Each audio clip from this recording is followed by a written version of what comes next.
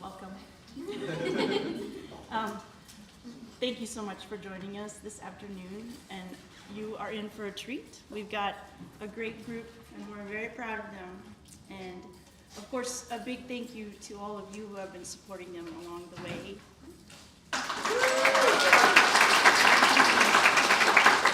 And with that, I would like to introduce our first presenter, Paul Walker.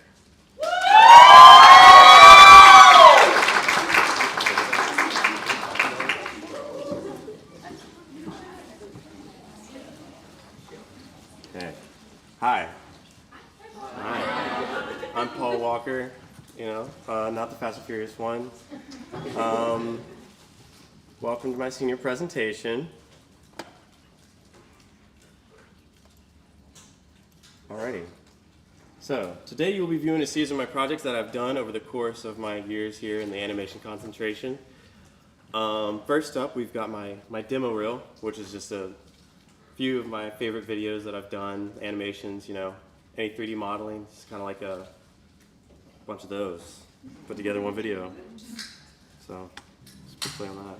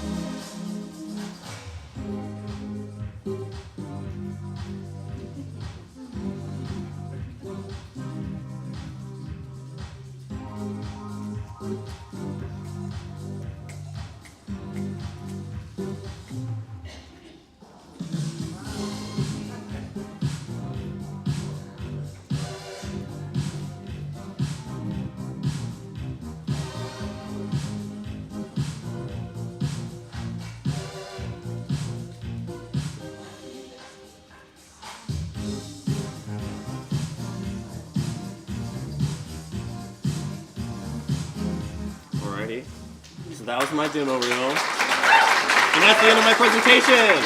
Yeah. All right, so today I'm going to be showing you guys 3 projects which I have done. Some in the past, 2 of them which are in the past, and 1 I've done this year, and that is my capstone. To start off, this was a themescape that we were told to pick a theme, any theme. And like many of you guys, I love coffee. We all love coffee, we drink it every day. So I was like, I'm gonna do an animation about coffee, but not just like an animation about just coffee. I wanna approach this project as like a commercial for a local cafe that I go to frequently whenever I'm home in Concord near Charlotte. It's called Lent's Cafe. So this is my Lent's coffee animation. First, I'd like to show you guys a little bit of my storyboarding, which is like sketches of my ideas, what I wanted the animation to look like in the beginning. So these are like the beginning thoughts I had starting out. You'll see that there's changes because the ideas develop over time as I'm animating. I might realize, dang, that was a crappy idea. I don't think I can do that. So we move on and, I develop a little bit more. And after storyboarding, we do style frames, which is images we create to use as direct reference whenever we're creating the animation. So basically, I'm creating what is going to be in the animation, so I know the look of it while I'm in whatever program I'm using to create it. And this is the animation that I came out with.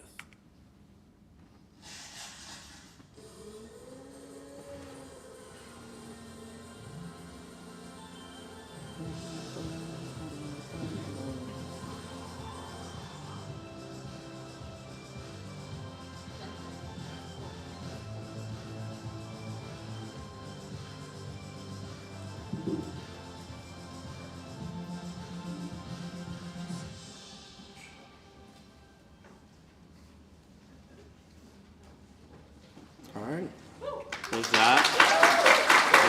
My coffee animation, short and sweet.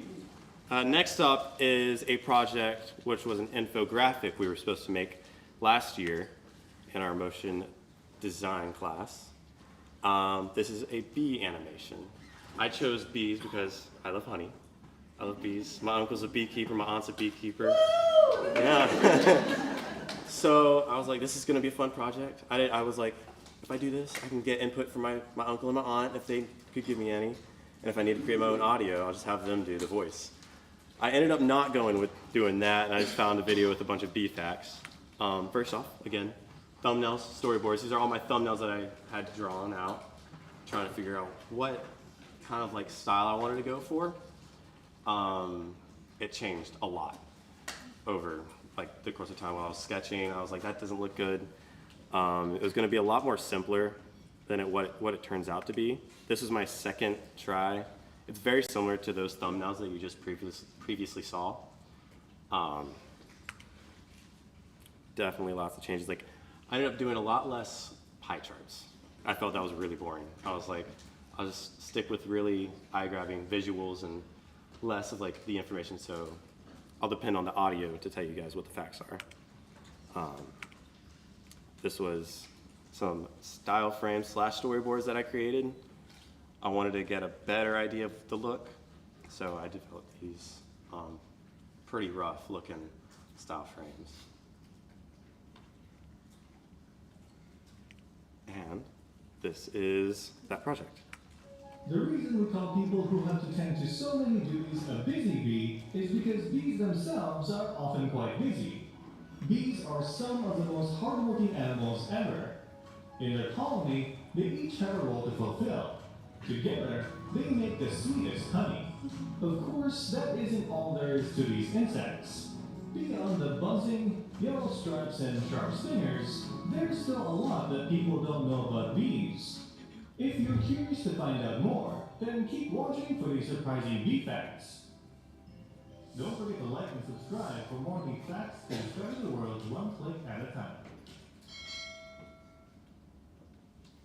Number 1. There are around 20,000 species of bees. Bees belong to the Apoidae family. There are so many types of bees, and each one is different from the other. Some examples of these bee species are honeybees and bumblebees. So as you can see, I didn't get too many facts in my animation. But that comes from poor planning. I learned from my mistakes. So next up is my capstone project, which is the main thing we're going to talk about today. So early on in the semester, whenever we were figuring out what we were going to be doing for our projects, I had no idea. But one day, I saw that my friend Justin had a book about Norse mythology, so I picked it up and I was like, okay, this is cool. It's by a guy named Neil Gaiman. You'll know him. He wrote the book Coraline. Yeah, I'm sure people have watched that movie. It was really good. I love the characters. I love the take that he had on it. They were funny. They were lovable characters. I don't know, this just really, I was passionate about it. So I decided to do a project based on a story of how Loki decided it was a good idea to cut off Thor's wife, Sif's hair. And he got in a whole bunch of trouble for it. And I was like, that'd be a funny story to animate. Or at first, I was just gonna do character designs and visual development stuff, which is what we're gonna go through real quick. So I didn't start off with designing Loki, which is the main character / antagonist. But he's not an evil guy. He's just the antagonist of the story. Through designing him, I decided that it would be best for me to do a 2D illustration rather than like a 3D animation, because I felt it captured the story a lot better in the style that I wanted. So while designing him, I made that decision to do 2D rather than 3D designs. And in the story, Loki turns into a bug and he has to harm 2 dwarves so they don't win in a competition against him so he doesn't lose his head. Yeah, so in the story, he goes and gets help from two groups of dwarves, the Ivaldi brothers and Brock and Eitri. And this is Brock and Eitri. Now, Brock and Eitri, they didn't fall for this idea that the gods were just wanting them to create Sif some new hair, which he tried to get them to create Sif new hair so that he doesn't get killed by Thor. Anyways, this is Brock and Eitri. They're dwarves. They don't like Loki. So on the left here is my first designs for them. This is the people that I started off designing. And it was originally going to be a 3D project, so I had a more rendered version of their designs. And you'll see that that's a lot more volumetric and 3D looking than the other designs you've seen before this one. This is Odin. Very simple. I didn't spend too much time designing him because all he does in the story is say, I like this present, I don't like this present. So I was like, there's not much to him. This is the Ivaldi brothers, the other group of dwarves which fall for Loki's scheme of tricking them into creating a bunch of gifts for the gods. This is a 2D turnaround of one of the brothers that I did.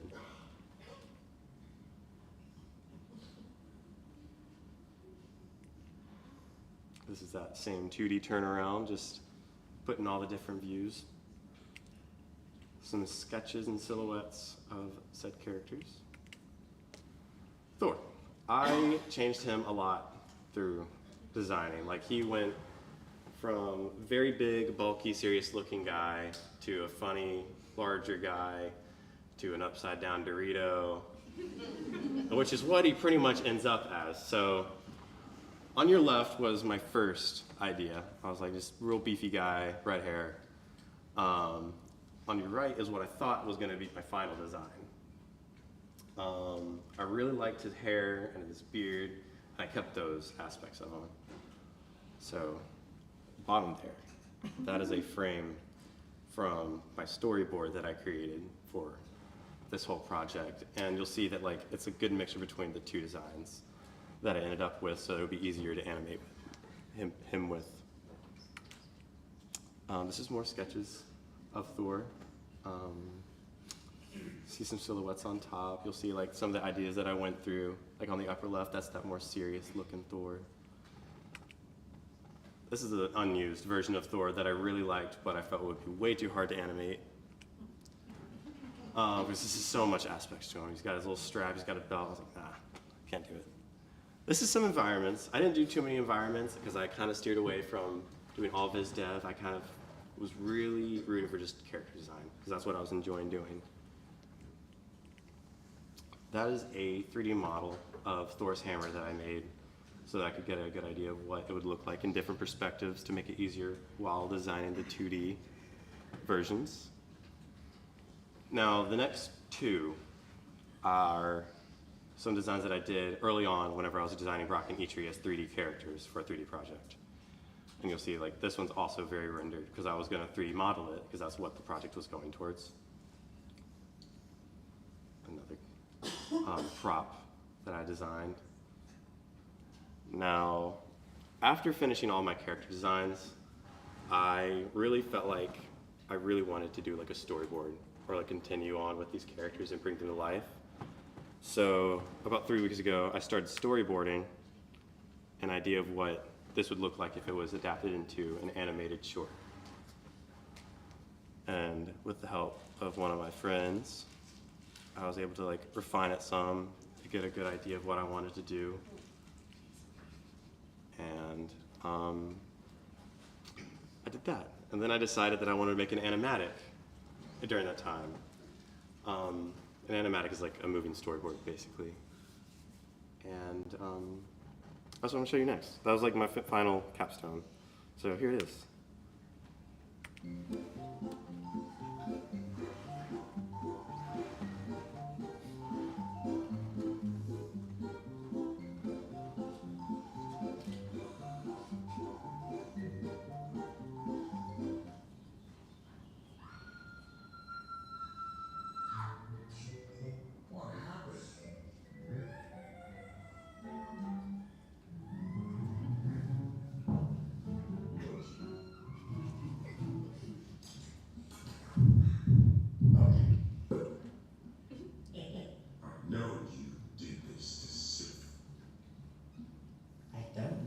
what you're talking about.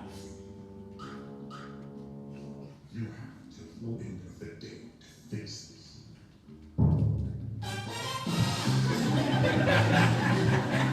Yeah, so I hope that over the summer this will be a fun project for me to finish up and create like a series of these.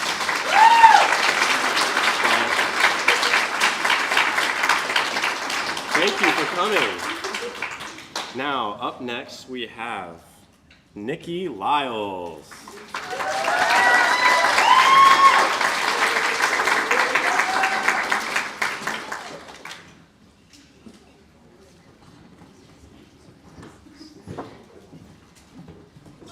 It was a bad day to wear these boots.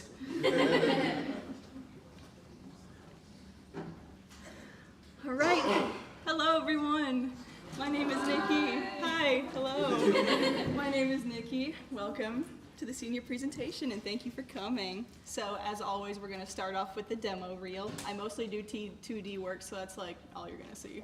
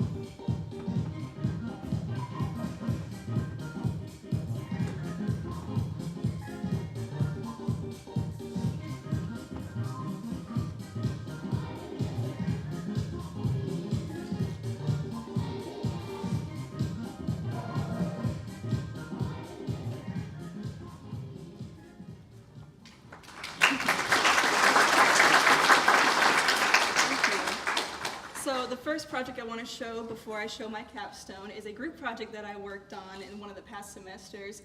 I got to work with our very own Zoe and Ash, so if you two could stand up and please be recognized.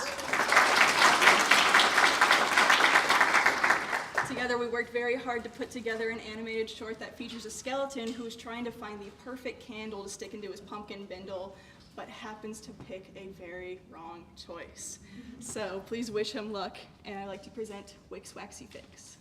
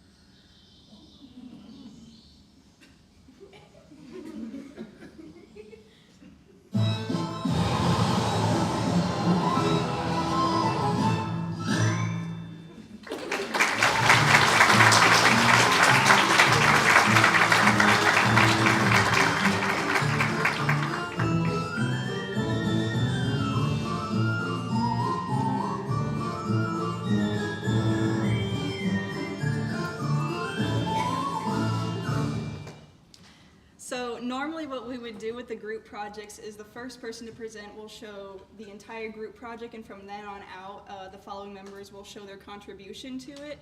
With this one, it was kind of, in animation terms, split directly down the middle, so Ashtyn animated the entire first half, and I animated the entire second half. So I'm not going to make you watch that entire thing again just to show you something you've already seen to save you the torture. All right. The next project I want to show is my stop motion project. I did this for a class a couple semesters ago, and I'm really into sewing besides animation, so I used like found objects around my house like needles, thread, cotton ball, and I brought this cotton ball to life to tell a story about it trying to make something despite its size and lack of ability. So please enjoy Sewed Up.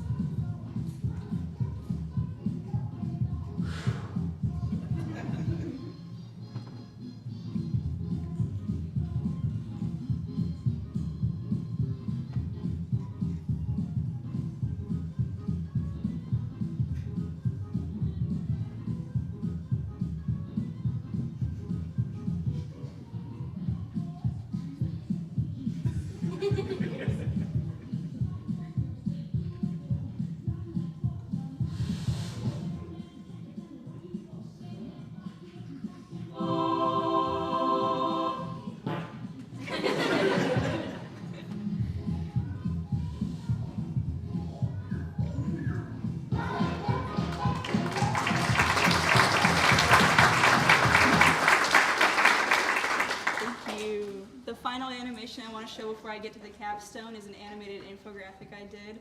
An infographic is basically just a style of conveying information that is engaging to the viewer and not just dying of boredom looking at a bunch of words on a blank sheet of paper. So for my infographic, I decided to do it on deer because I love deer. Please enjoy, and I hope you learned something, because if you didn't, that means I did something wrong.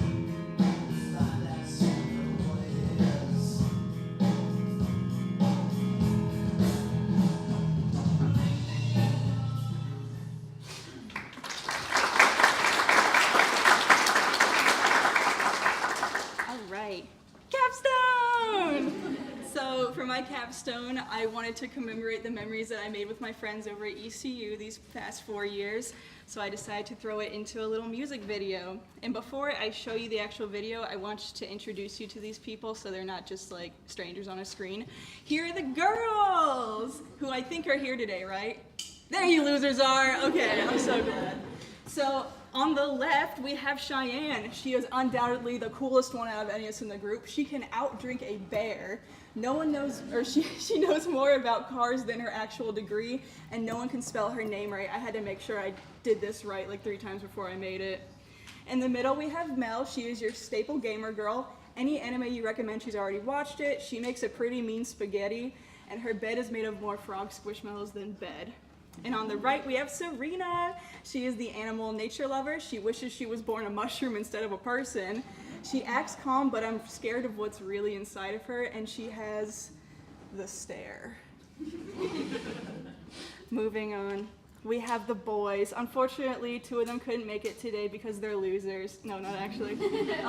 But they're at home right now working, getting that money. So, on the left, we have Dalton. His hair frequently changes color. He has a D&D campaign that's been going on since birth. I've never seen one so good at Beat Saber, and Beat Saber is this virtual reality game where like these blocks are flying at you to this really fast music, and you're like, psh, psh, psh, psh, and this dude's doing flips trying to get it. Would you believe this guy is a teacher? In the middle, we have Jonathan. Now, Jonathan actually graduated from East Carolina last semester in the animation degree, too. So, he hurts people emotionally, but for fun. He has a skincare routine longer than the Bible. He sings when he's in uncomfortable situations, and he has his iconic gulp. And on the right, we have our very own Josh. He owns a lot of video games, but he doesn't play any of them. He knows everything about punk and rock history. He is always scared of something. Hey, babe. And with that, I'd like to present my capstone, Cooperatively Stupid.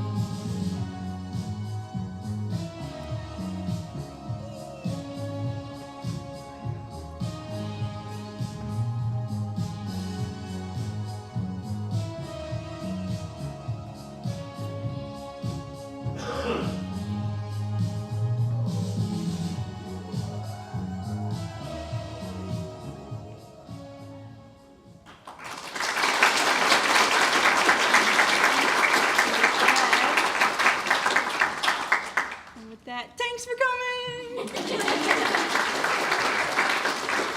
And now I would like to call up Jaron to the stage.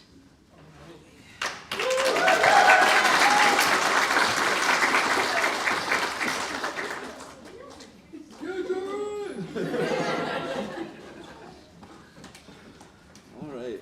Hello, everybody. Let's get this going here.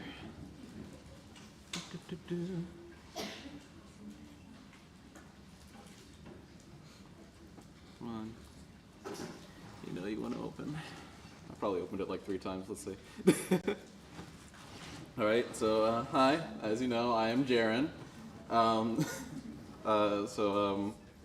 Welcome to everything here. Hopefully you're enjoying it so far. You haven't gotten tired yet. We still got a lot to go. I usually do like 2D, 3D animations for my work, and that's something that I've really loved doing throughout the semester. So here's a little demo reel to show those highlights as soon as I get into the actual slideshow mode, because I forget to do that. Here you go. And we go.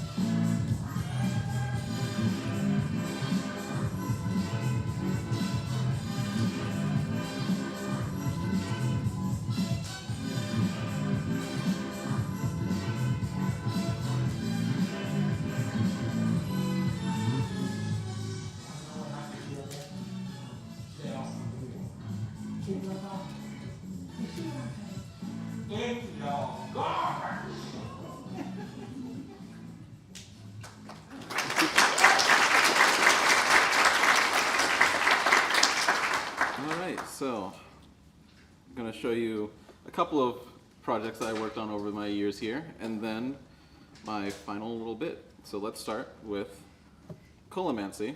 Colomancy is a group project, 2D animation that I worked on with Lauren, Nat, and Sebastian. If you want to stand up, let yourselves be known.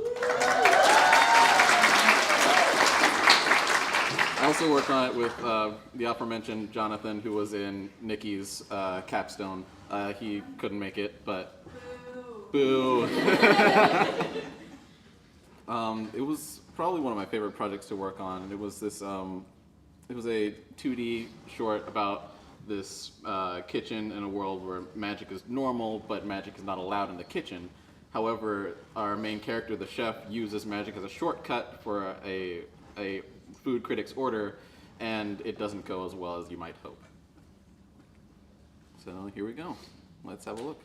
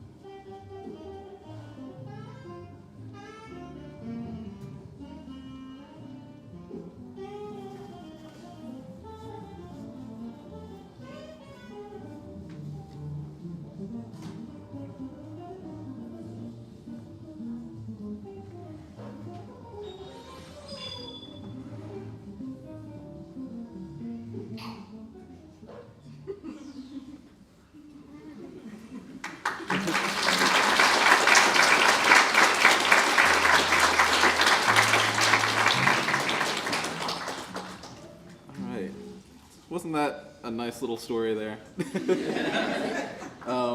So basically, when we were putting together this project, we decided to basically like split everything amongst the group throughout the entire pipeline, from doing the idea boards to get the basic ideas and pacing of the short, all the way to like character designs, which I designed the monster for the short. I tried to make it sort of like this amalgamation of different vegetables and meats. This is the final turnarounds for that. And we also each did storyboard scenes and animating all of it fully. I did the scene for when the manager first appears and tells the chef that he's late, and also the little baguette sword fight that you saw. And this was the animation process of it, from sketches to line arts to final backgrounds and colors. And next up we have Wicked Sick, which, funny story with the title of this. For the titles for our projects, we weren't allowed to use the names of the assignments. However, for this one, the name of the assignment was so ingrained into my idea for this assignment that I just had to stick with it. Because basically the project was called Wicked Sick as an assignment, and that gave me the idea of what if it was about a witch who was sick, a wicked witch getting sick. And so I ended up with this little 3D animation here.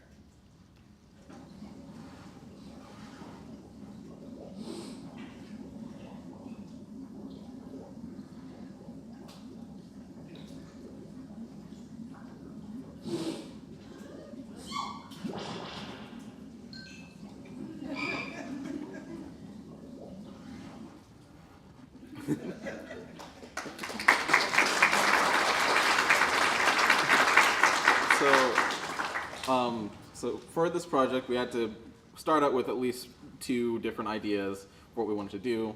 One of my other idea that I ended up not going with was this little astronaut who finds a butterfly on an asteroid, and the butterfly hijacked his ship. The other one, I did all these turnarounds for making the characters in 3D in Autodesk Maya. I modeled them, rigged them, designed them all myself. I was originally going to have the house explode after the little monster turned into a frog. I didn't have the time for that mostly, but I really wish I could have done that. But yeah, so next up, my capstone. This was something that I was really proud of. It's sort of like the third project plus my capstone, because this was a game design document that I had made in one of our game design classes, called Remia and the Sleepless Curse. In this game is a 3D platformer. The story is about this novice mage named Remia who is trying to save the world from a curse of insomnia, despite the fact that the only spells that she knows is how to shoot bubbles. Basically, the whole mechanic would surround you capturing your opponents in bubbles and bouncing off of those bubbles to defeat them. I started out with designing Remia. I wanted to have this round, cute animal character as the sort of representation of the entire thing. This was the final work up to the final design here. She's adorable, my favorite thing I've ever created. And this was the first ZBrush sculpt that I had made for that class. I really liked learning about all of that. It was very fun. Next was the enemies that you would be encountering in the game. I wanted to have it some kind of like simple blob-like creature to be like, oh, this is like the first little like weak enemy that you show up and see. But I also wanted it to be cute, but also kind of creepy. So it basically, when it sees you, it has this big toothy grin, and then it lunges at you and tries to chomp your head off. Then this was the final turnaround for it. Named it Bloblin, because of course he's a little blob goblin dude. Love him.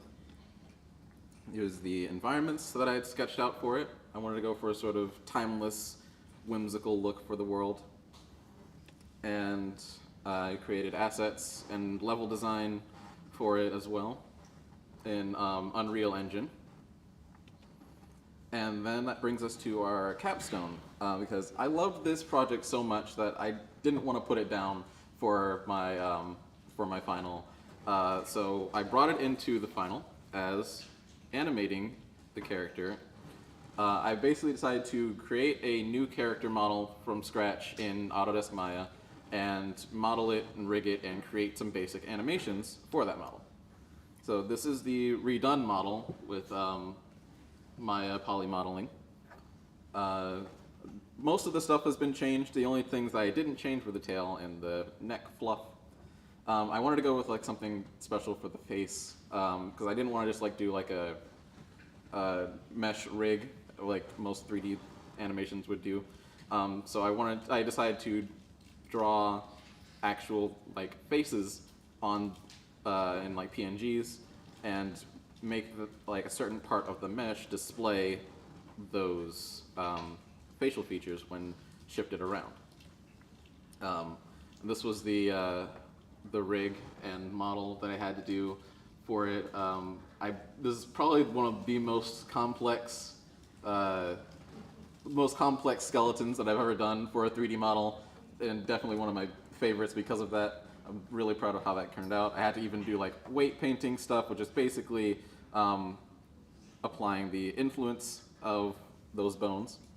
And this was some pose tests that I did to make sure everything was in order. And we went right into animating it.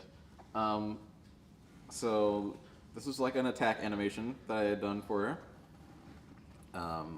We've got the first idle animation that I did, which was very too energetic and moving around too much, I thought. So after running it by classmates, decided to have a bit more of a subtle movement for her animation. And then some movement animations for her walking and running. I wanted to have a sort of floating mechanic in the game where you can jump up into the air and then like she would make a giant bubble with her wand and sort of gently float down on it. And so that's the animation for those. And then I managed to have a little extra time after all that was done. So I put a few of those animations into Unreal Engine and did some basic Unreal Engine blueprint coding to make it so that she could move around properly.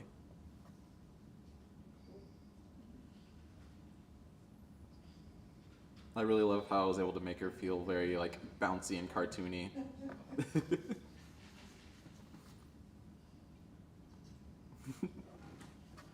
And yeah, that is my capstone project. And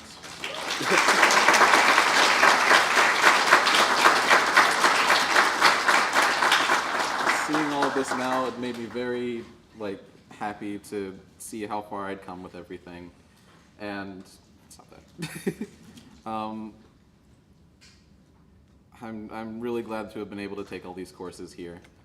And so, thank you for watching my things. And next, we have Josh Mullen.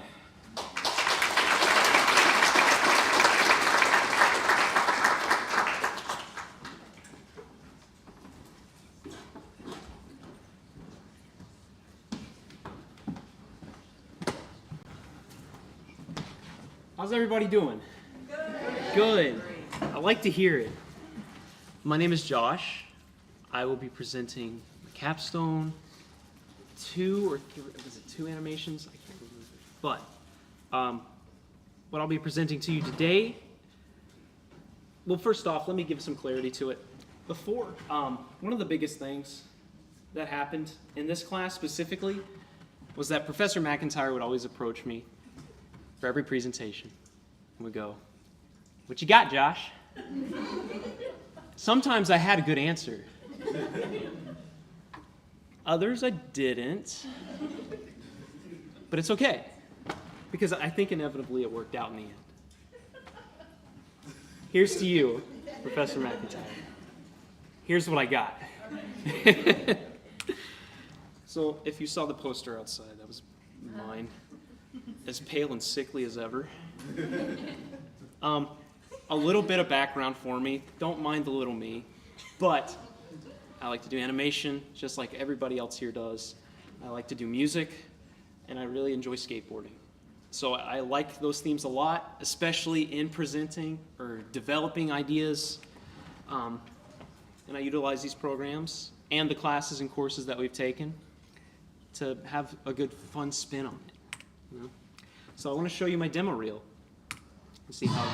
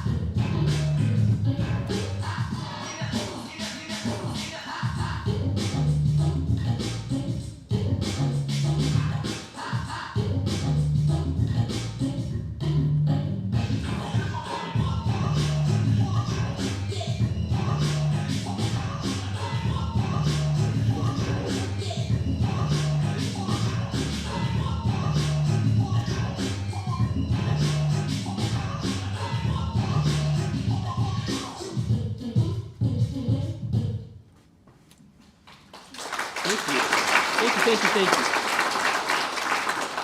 Next up, this was a project revolving around creating a board game that's already been made. What's perfectly fine, you know? I mean, what's wrong with the old board game? I like Mousetrap. Even as a kid, I loved it. Check out what I did. Yeah, I'm having fun. Well, howdy, kids. What are you up to? Oh, well, hi, mister. Well, that looks lame. I bet you're bored of that. Yes, sir, we're having a good time. The new silly mousetrap game. No, we grew. Wacky, silly, happy, awesome new traps that you can get stuck into now. Now you're part of the actual game. Cool as that?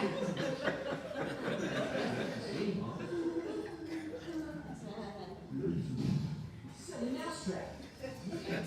Like once. Maybe twice. I don't know. Oh, to be in 2006 and see a cake pop for sale with that sign on it again.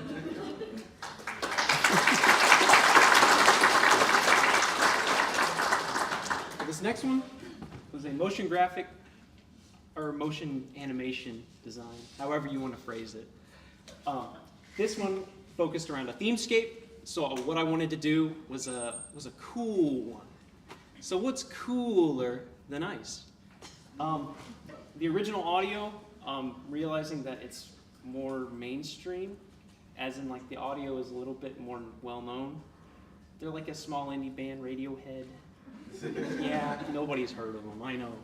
But I switched it out and sped it up a bit to give it a cooler feeling, since it's ice.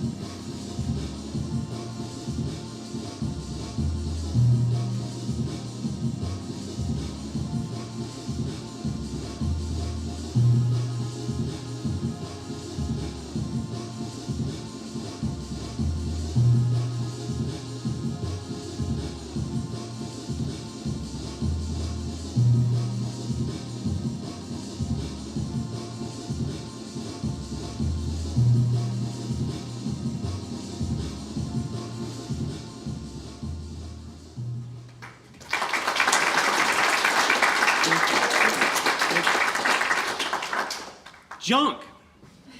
There, I said it. This was my concept for my capstone. Like most people, this was a passion project that I wanted to finally make come to life.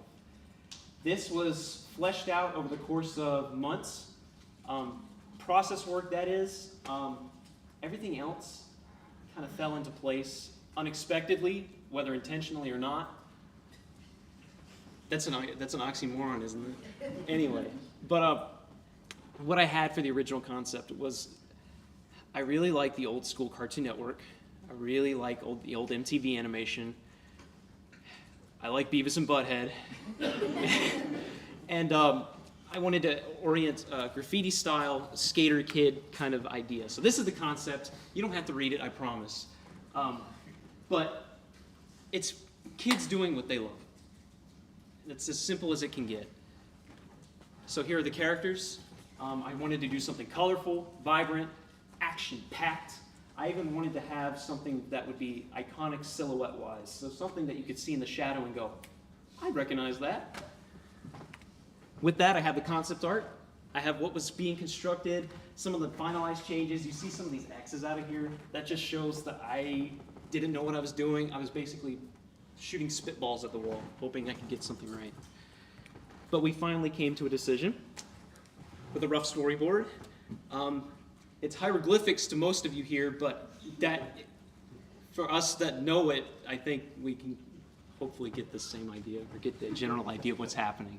But instead of me going through that, we'll show it to you instead. The music, I used all on my own. All the sound effects, all the music and audio was done by me and my friend Mariana, who is unfortunately not here, but she did a killer job, so I'm very happy and pleased. One of the biggest crucial things about the music especially too is I wanted a garage type band sound. And if you can read that, it says less in tune the better. As ironic as that is, it's the kind of idea that I was hoping to get with it. Here's some backgrounds. You don't care. I don't even care. This is some of the concept art and the finalized art and the working posters and stuff like that. Stuff to kind of give it a advertisement kind of idea. And the finishing credits. But here's the real meat and potatoes of it.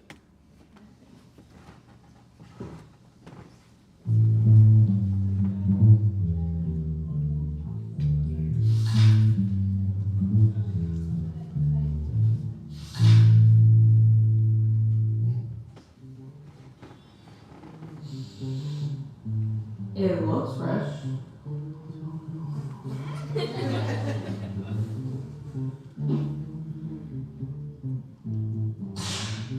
I think the best course of action is to sign it off with respect.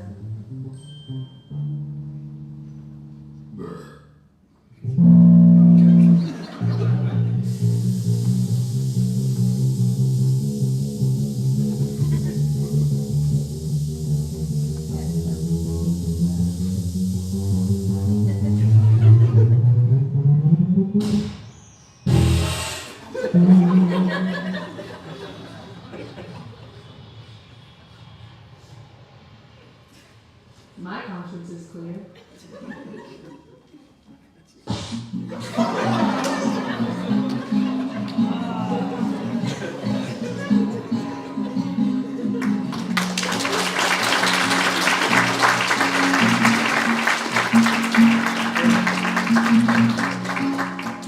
Something I always wanted to do. Like most everybody here, we had a dream, an idea what we wanted to do. And I think you will not be displeased with the rest of them. Hopefully you've enjoyed all of them so far, but I promise it's going to be just as strong as it just began. So, I'd like to introduce Nat to the stage.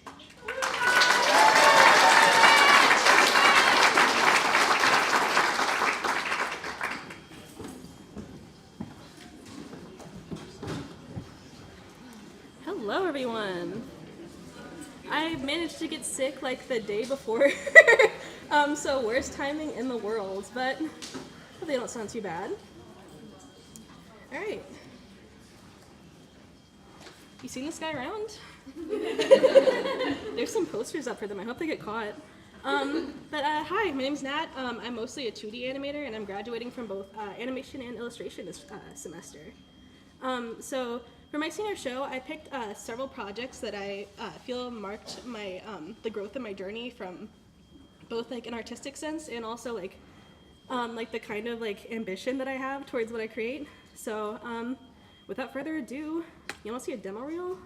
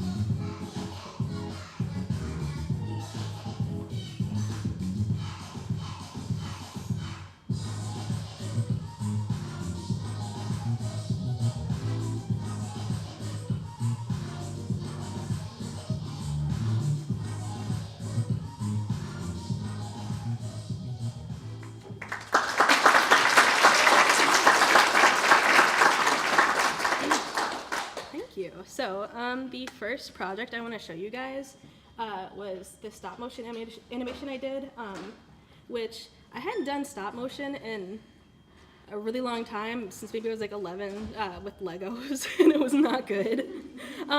So I was like, how can I make this interesting? And I was like, let me do something else I've never done before, which is needle felting for all of my puppets. But I wanted to take a play on just like a little short scenario, these two like middle school friends with an unusual dynamic, and I wanted to have like a play on horror tropes and expectations. So these little guys are buddies, and here's some of the process work for it. I think you can tell from the chaos in the background just how it was going. Also, like, it took up a lot of space. I made them maybe way bigger than I needed to. There was also a lot of stabbing of fingers involved because needle felting involves needles, believe it or not, based on the name. So here's some more work in progress stuff after I was almost done with my first little guy. You can kind of get a gist of how big they were. And then I also have a little work in progress with the background, and then I have my two characters. And then over here, just some little shots, like showing off the environment that I created for them, and like putting in the fun little details, like the tape on the posters. It was so fun. So I have the animation for that right here.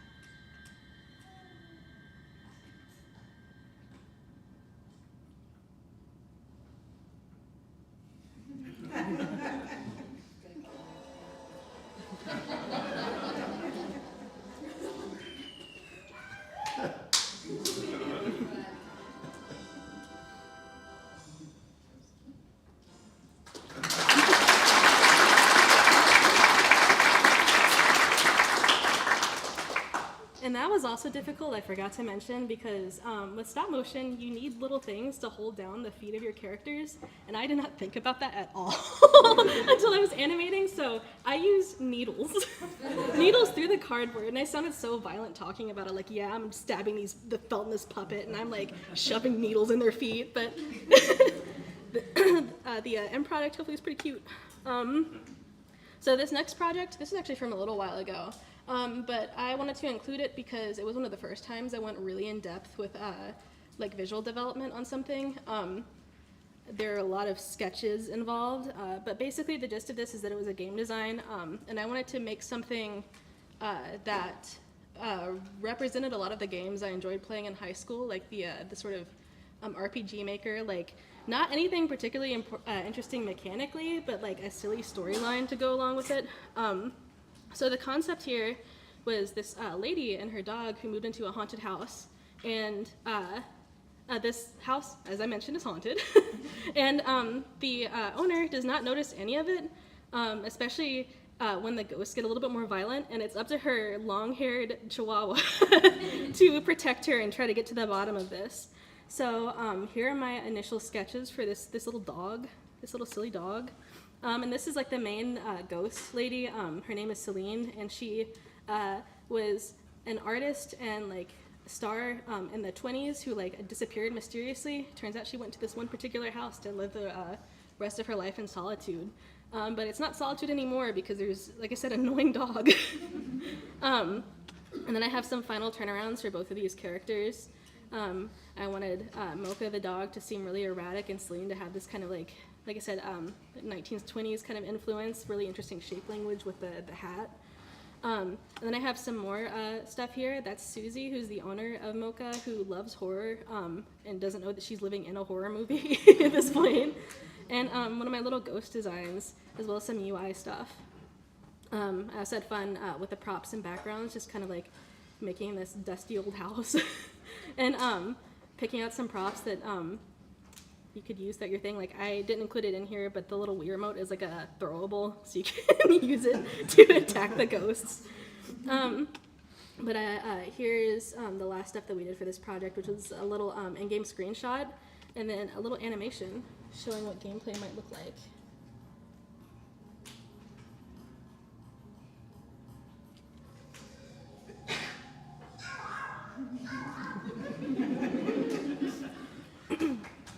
Thank you.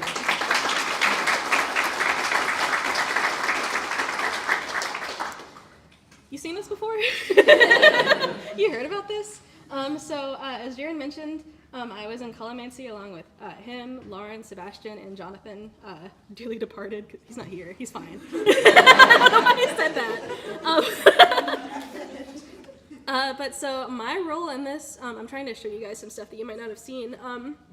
I was the project manager, which I had no experience with being a project manager. And I basically wanted to set things up so that we could follow the animation timeline like within our little window of time, because this is a semester-long project.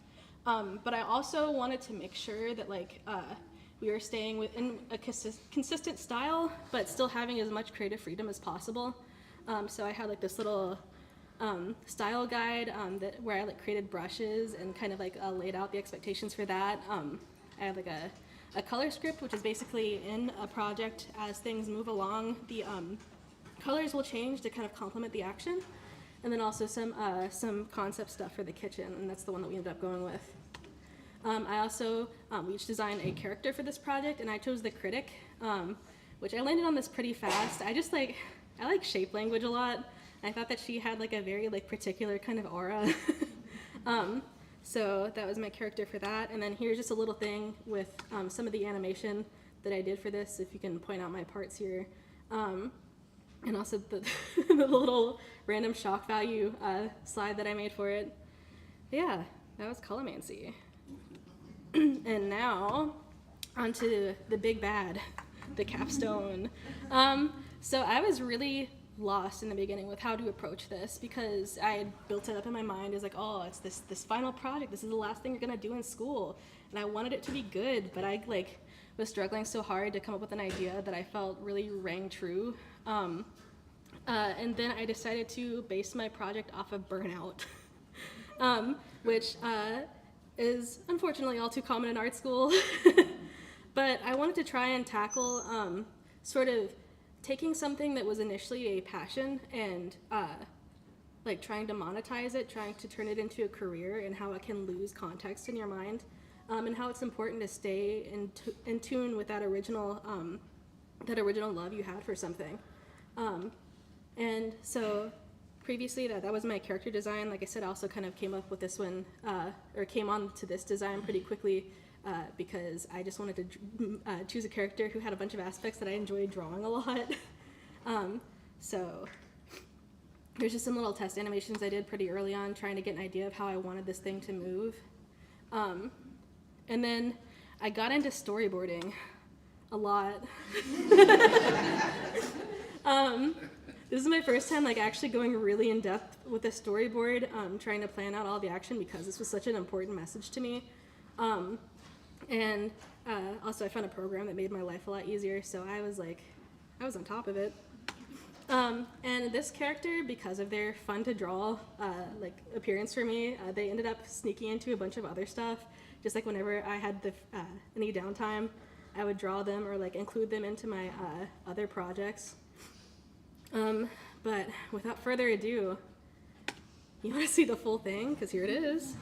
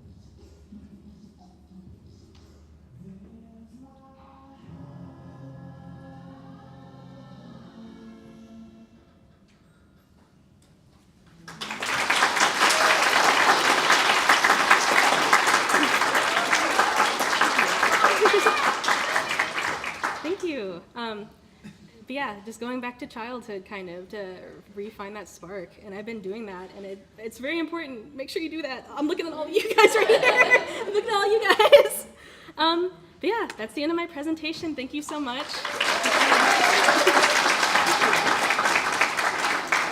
And I would like to welcome up to the stage Sojung.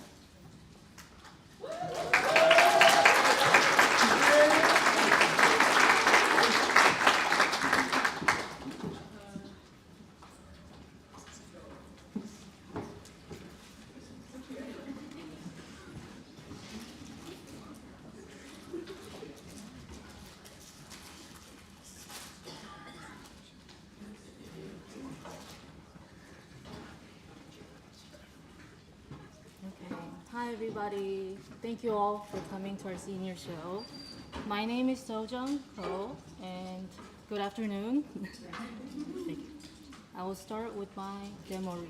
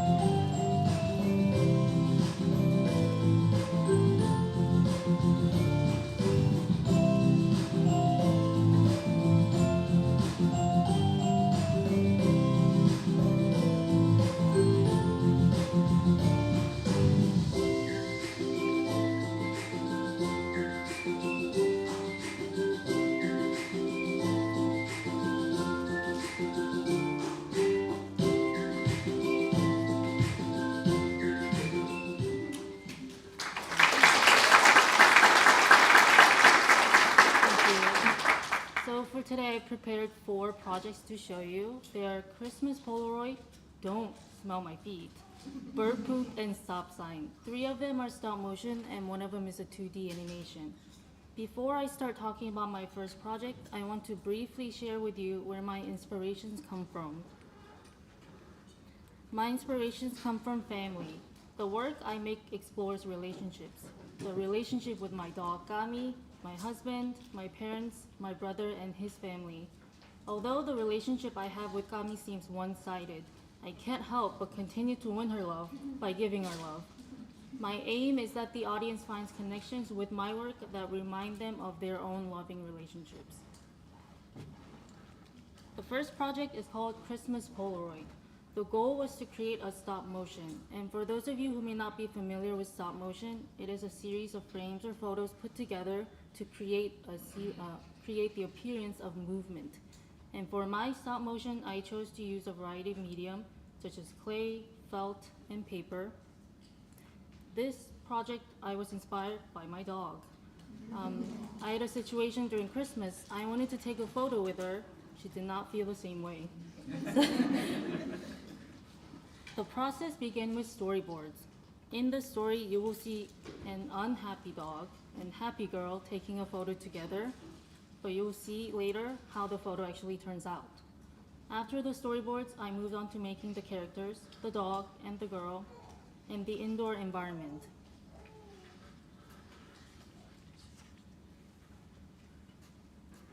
I had a really fun time making this project because I got to create a different ending to how it actually turned out in real life, which was an unhappy photo of our dog. But I hope you enjoy Christmas Polaroid.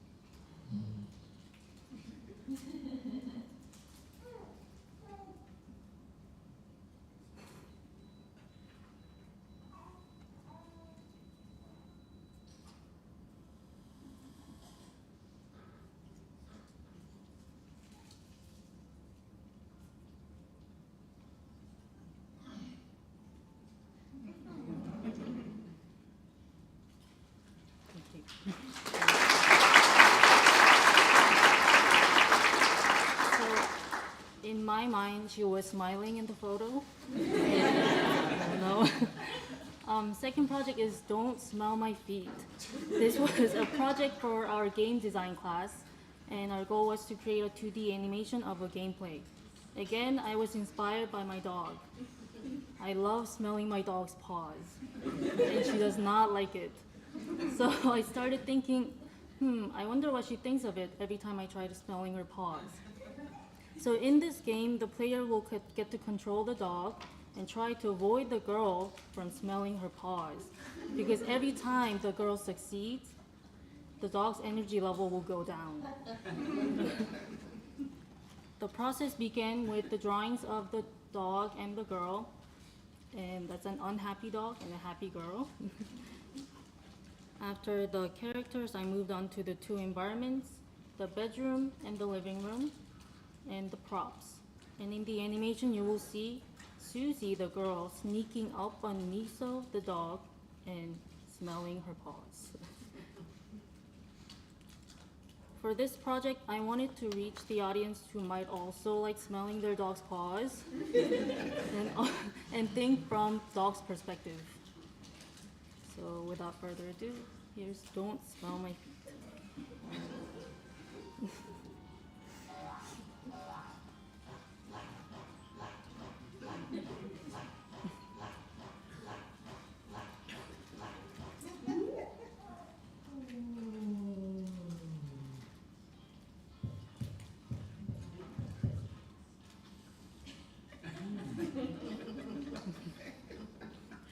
That's it.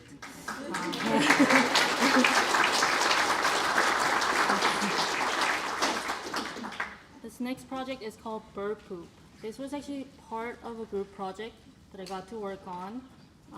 So the group's plot is that there's a wizard's apprentice who boards the train, and this apprentice goes through different train cars, also different adventures and medium.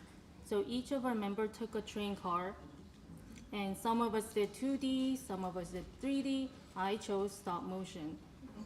My inspiration came from birds. I had to stop in front of train tracks one day. I was looking around, I saw birds sitting on power lines, and I was wondering what they're thinking about. And it looked like they were staring at me, or the humans, and not liking us because we took their habitats. So in return, they poop on our cars. My process began with storyboards.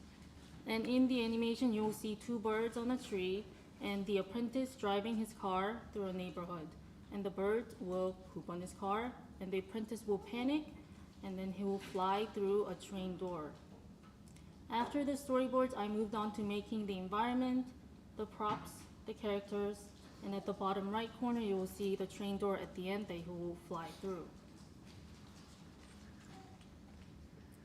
For this project, since it was my first time getting to work with group, it was my first time learning to collaborate. Also, it was just fun time working with other people. You get to hear other brilliant minds think and get inspired by them. So here is Bird Poop.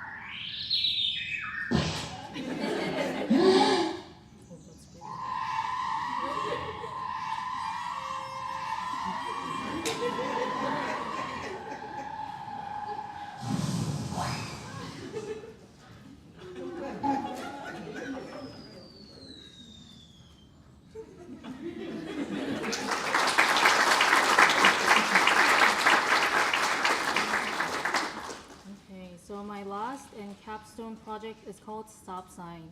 I chose to do my favorite animation, stop motion. Again, I was inspired by my dog and the daily walks I took her on. Any dog owner can relate. Every time I took her on a walk, she would become obsessed with smelling stop signs.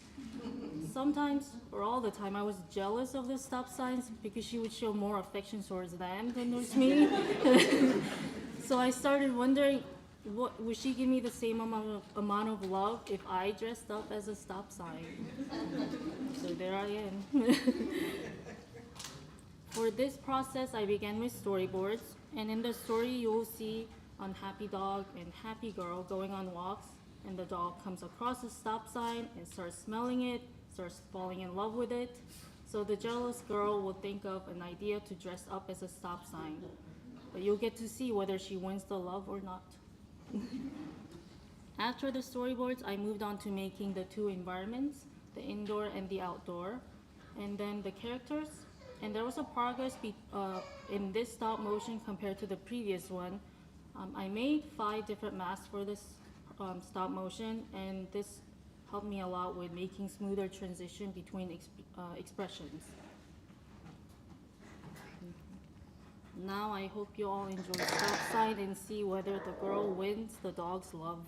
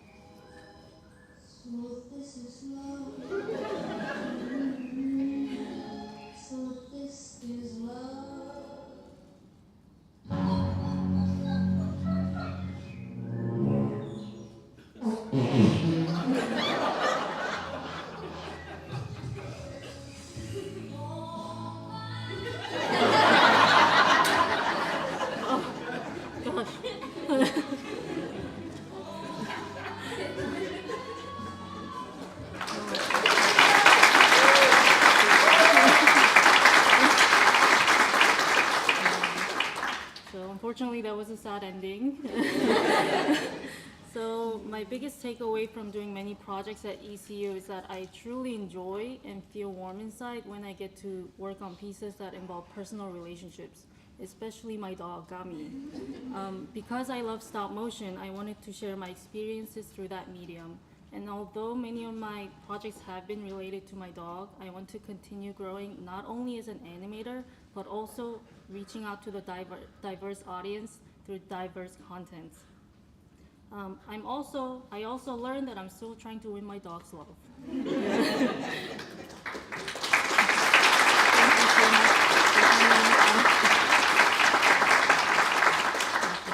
Next up is Karim.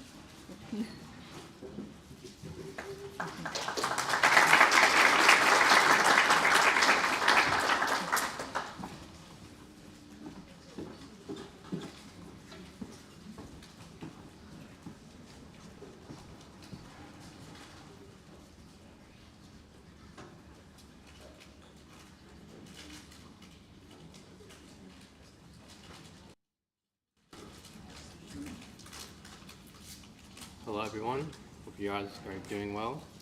I'm Karim, and start by showing you my demo reel.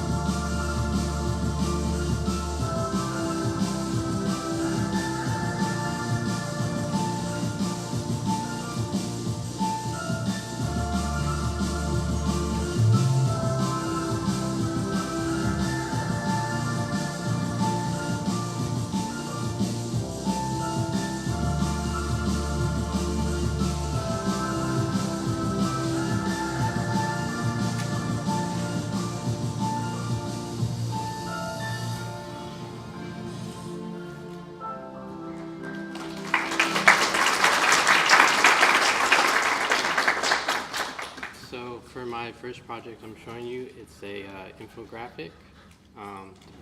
We were tasked with creating an infographic about a topic of our choice, and I found a video by the YouTube channel ASAP Sciences that talks about how much of something will kill you. First I did storyboards for this to get a visual of how I would go about it. Then I created some style frames based on sections of the video. And then these frames were drawn after I listened to the audio, and then they're broken up and animated. And then here's that infographic. We all know to stay away from poisons, like mercury, where ingesting a 200 milligram dose would kill you. But did you know that 70 cups of coffee contains enough caffeine to kill a 70 kilogram person? This amount of caffeine can trigger heart palpitations or even cardiac arrest. Too much liquid in general can be dangerous as well. Though it takes a lot, water intoxication from around 6 liters causes brain cells to swell, leading to headaches, seizures, comas, and even death in extreme cases. Be sure to like, share, and subscribe for more weekly science videos.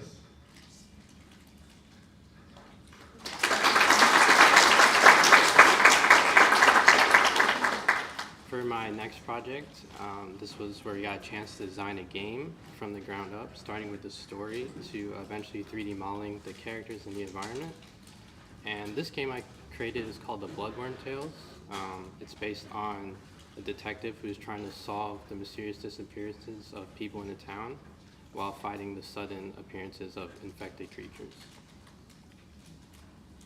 So I started doing some environments that I might go into a model, so that would be like a cave or in a church. Then this is the design of the detective, the secondary characters, and then there's the design of the infected people. I based it off as if they were infected by some worm, hence the title. And that level of 3 character is what I based off the final 3D design. Then more props for the church. And then here's the 3D model environment of the church put together.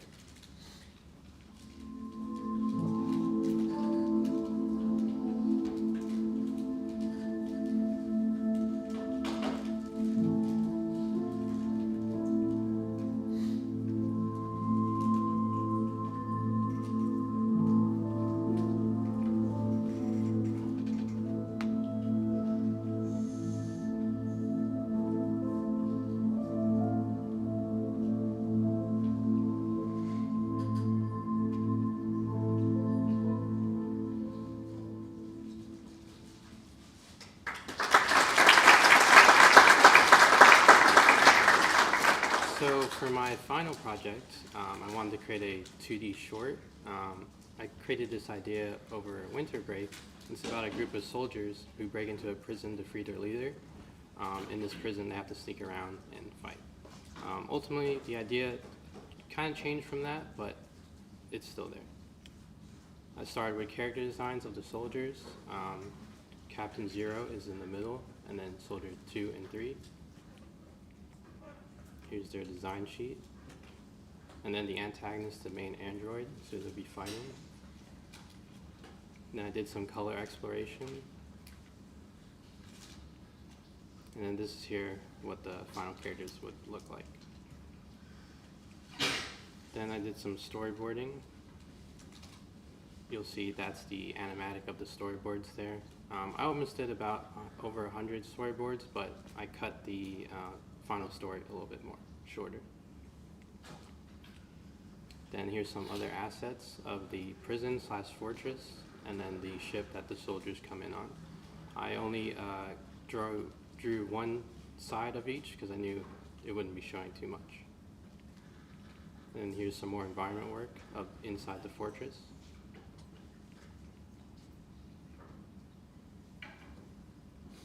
And then here's it all put together.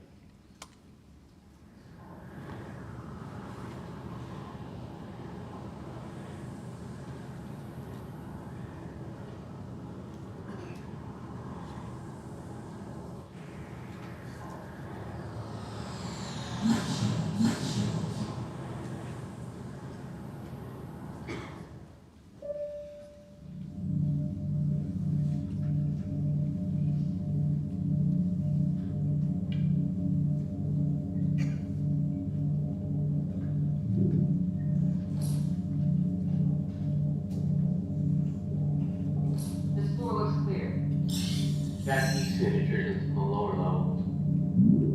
More guards. Let's keep moving. You already know the best route to get to the boss. No need for unnecessary conflict.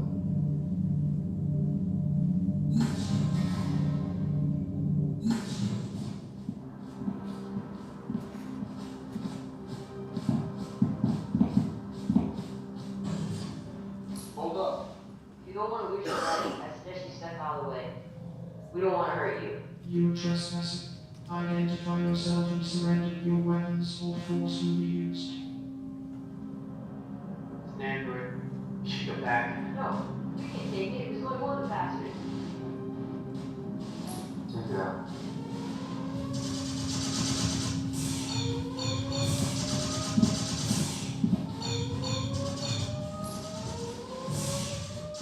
Oh shit!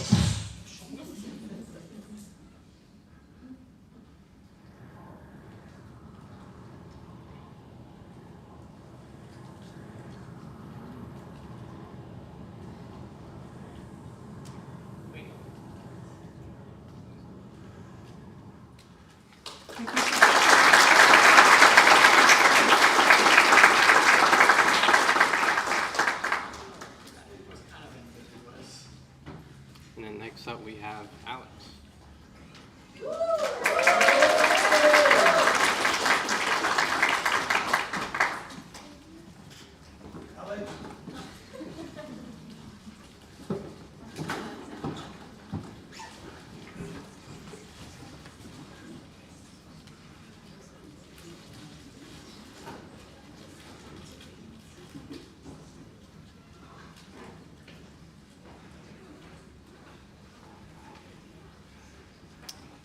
everyone.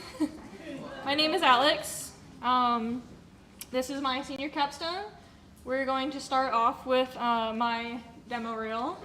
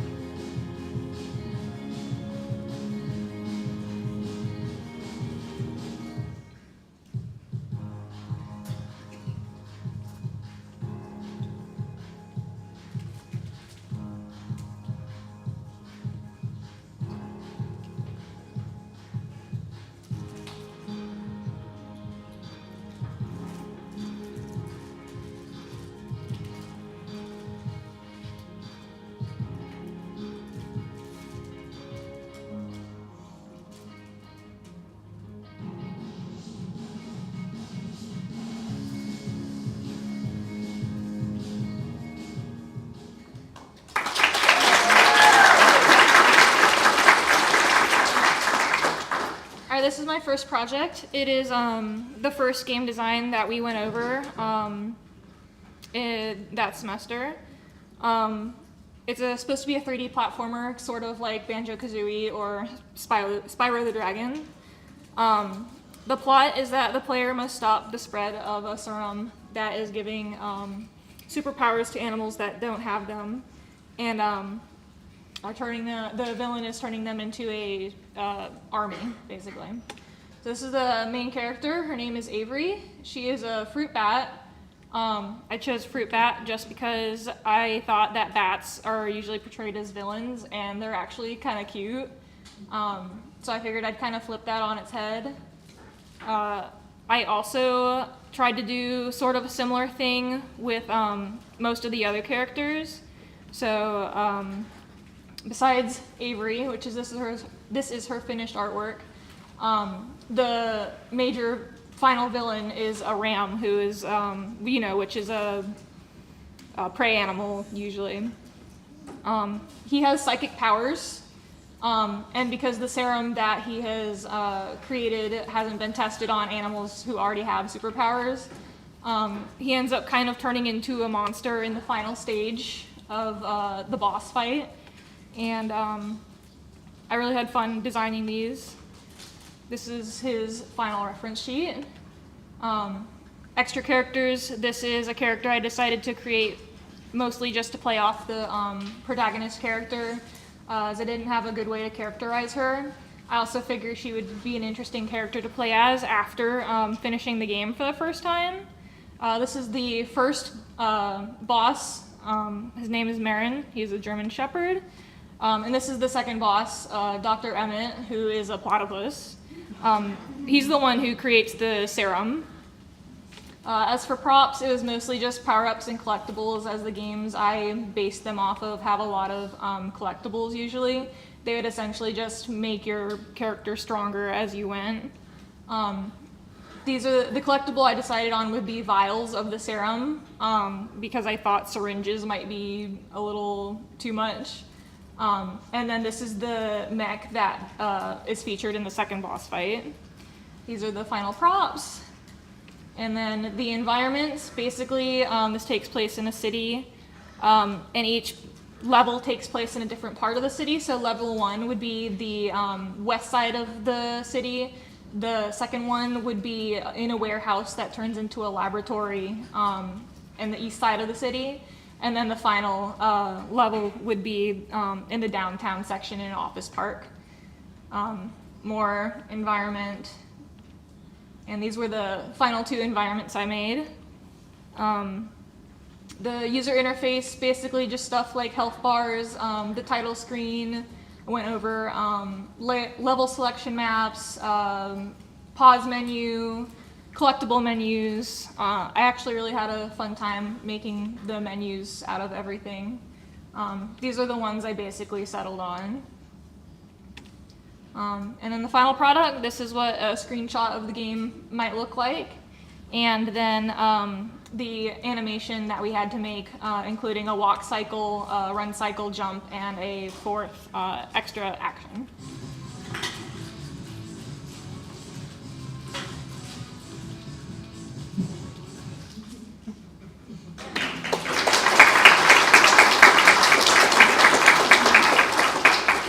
Alright, so this was for our second game design class that I took last semester. So as opposed to a 3D platformer, this would be more of a 3D sort of stealth horror game. In this one, you play as the main character, Libitina, who has to rescue her friend from basically her father who kidnapped him at the start of the game. Her father is the god of death, so she has death powers that would be included as a mechanic. And at the end of the game, she would receive a weapon that would allow her to defeat the final boss, basically. This is the final turnaround we made since we had to turn these into 3D models. These are the enemies, basically the servants of Thanatos, who's the god of death. They're basically just shadowy creatures who patrol the forest that they are located in. Each one of them has a different way to get around them. And I sort of ended up focusing on the wolf particularly because I didn't have enough time to make references for all three of them. But this was kind of the style I was going to go for, the aesthetic I wanted the game to have. And there's the turnaround for the wolf. This is Thanatos, the final boss. Woodruff, the one who is kidnapped at the start of the game. Damien, who is meant to serve as sort of a tutorial character. Umbra, who is a sorceress who offers to help Libitina defeat Thanatos. And Serena, who is an angel who blesses the scythe weapon that is given to Libitina at the end of the game. Here are the props. Originally, I was going to do the stuff for the seal that Thanatos would be contained in at the end of the game, but I didn't realize that we were supposed to sort of make more of an interior environment, so eventually I kind of switched over to more of a study, as the interior environment I decided to go with was Umbra's cottage, which would serve as sort of a safe space for the player. You wouldn't be able to be like harmed there, and you'd be able to get like advice. So this is the cottage that I went with, and this was the other environment that I had thought about going with. And this was a final render of what turned out to be the kitchen. I realized it made more sense if I made the study and not the kitchen. 3D modeling, some of the props changed a little bit over time. This was UV texturing, so making sure all of the, none of the images looked stretched over each model. And these are some of the textures I ended up with. I'm pretty happy with the flower. And that was the final character model. I didn't actually have any work in progress photos of it for some reason. And then this was just sort of me placing everything ahead of time to get an idea of what the inside of the cottage was going to look like.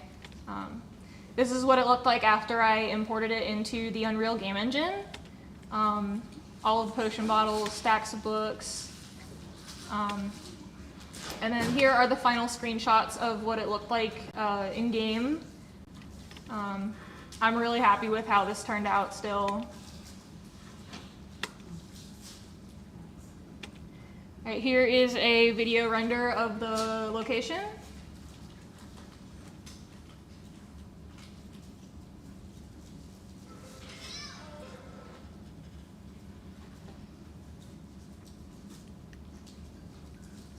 And then gameplay.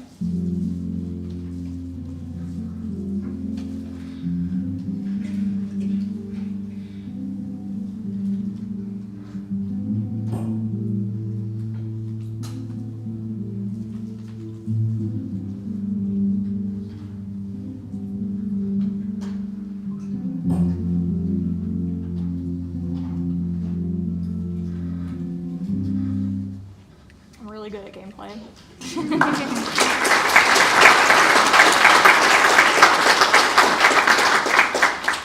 Alright, so this is my capstone project. It is called We'll Meet Again, and it is basically a music video set to the song of the same name by a YouTube musician named The Fat Rat. Basically, the main character has to go on a journey across dimensions with the help of a friend to rescue her husband. This is the main character. These are actually characters I had already created before class, essentially. So they kind of already had set designs, but in a couple cases like this one, I decided her original design was a little too busy, and then updated it accordingly for animation. So this is Sappy, this is the protagonist. This is her final reference. This is Saxon, her husband, his final reference. And then Beatrix, who is the friend that helps her get across different dimensions. Essentially, she has the power to create different portals leading to different dimensions, and she sort of harnessed that power into a device that allows Sappy to transport herself. This is her final reference, and this is sort of the final antagonist of the animation, and they're kind of an inventor. So all of this robot concept art are basically robots that they created. The one on the left is the closest representation I have of the robots. Props, not much, just the device and the weapons that Sappy carries with her. And I really had a fun time in, creating environments for it and really kind of figuring out, you know, what a different dimension might look like. And these are the frames that ended up in the final animation. Storyboards, like a lot of my classmates, these are the longest storyboards I've ever made. I think 11 pages worth. And I made almost no changes to the animation based on these storyboards. I think for the most part, I might have cut a few things out, but that's about it. But please enjoy my capstone project.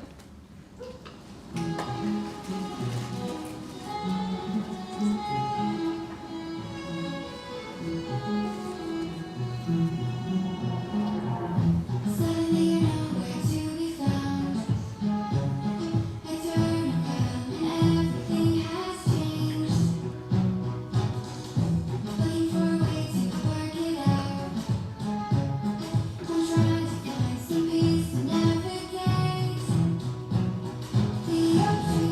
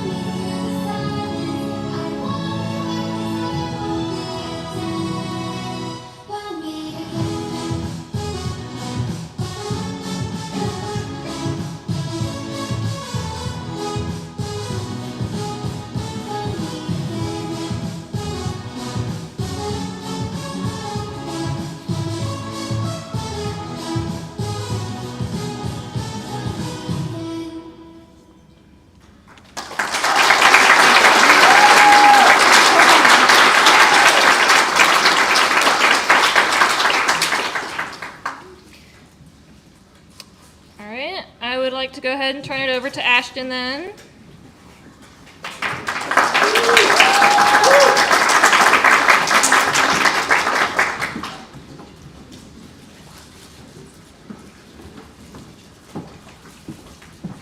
Hello.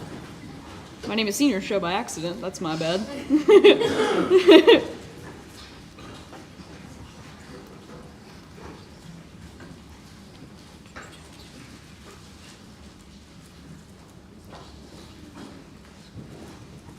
Alright, so, as I said, hello, I'm Ashtyn. I hope you guys are doing well today. This is kind of me in 2D. But here's actually me, my portfolio and all that. So, as usual, you guys know how this works. We're going to start with the demo reel.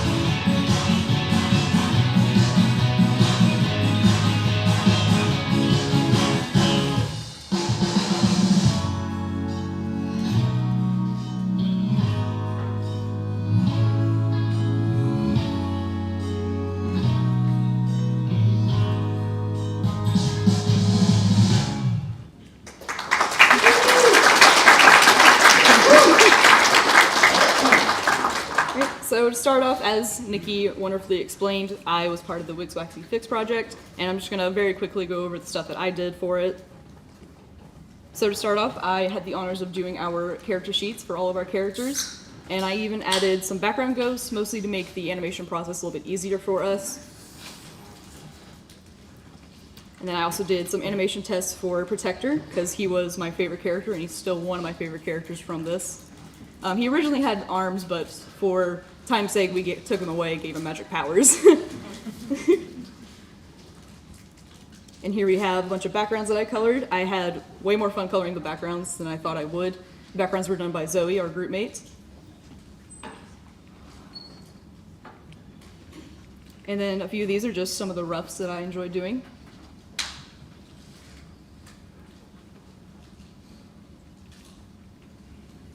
And here we have them all colored and everything.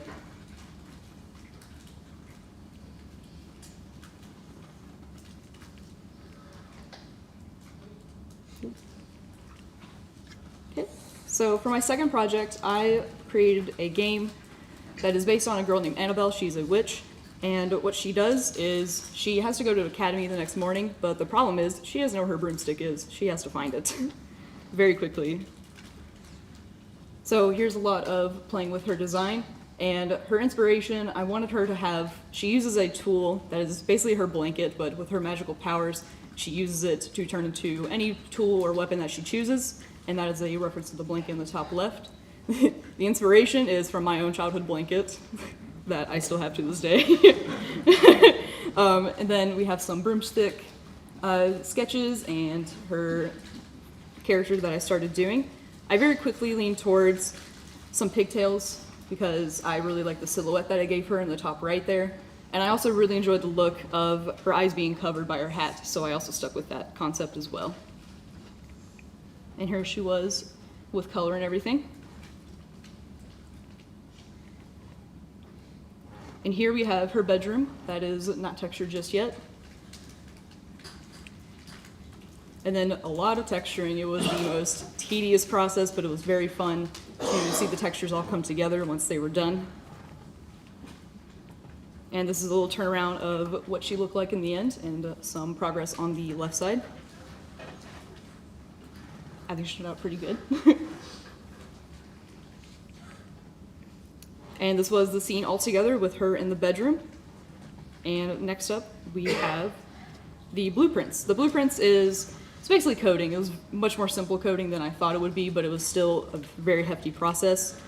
So for the coding, we had to make the player interact with a light and be able to collect stuff. So she collects potions here.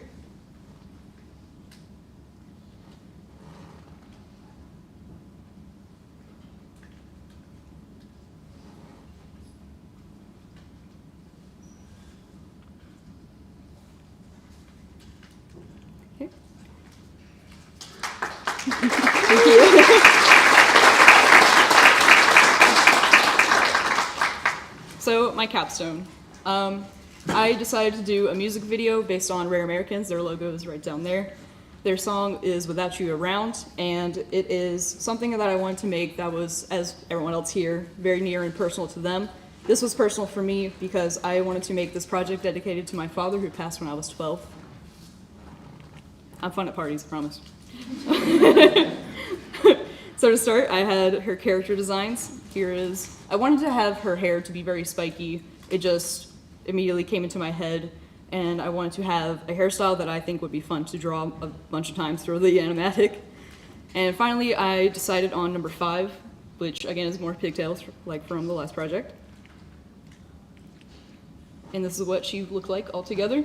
And I had some backup outfits for her as well, which I didn't even use them for the animatic. And then came storyboards. So many storyboards.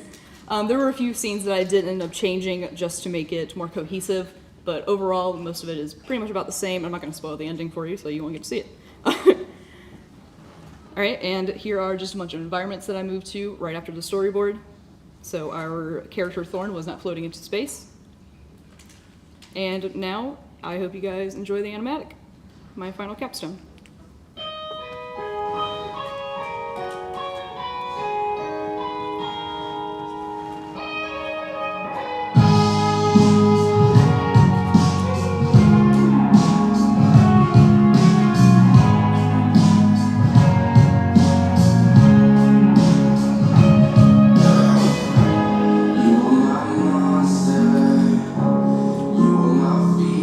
Solid ground, you were my lady.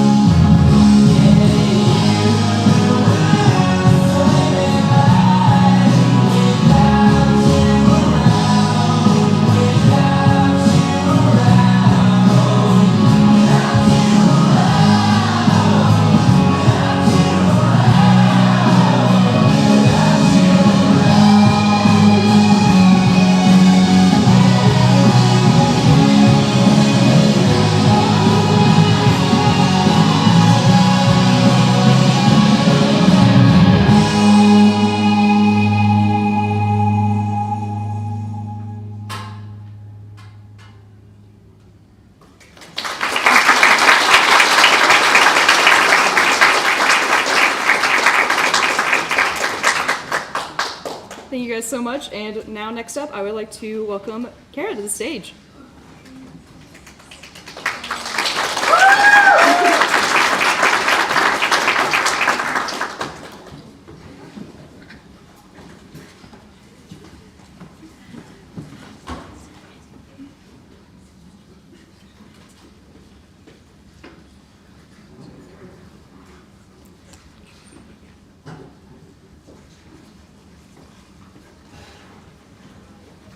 Hi, I'm Kara. And just like everyone else, I'll start with my demo reel.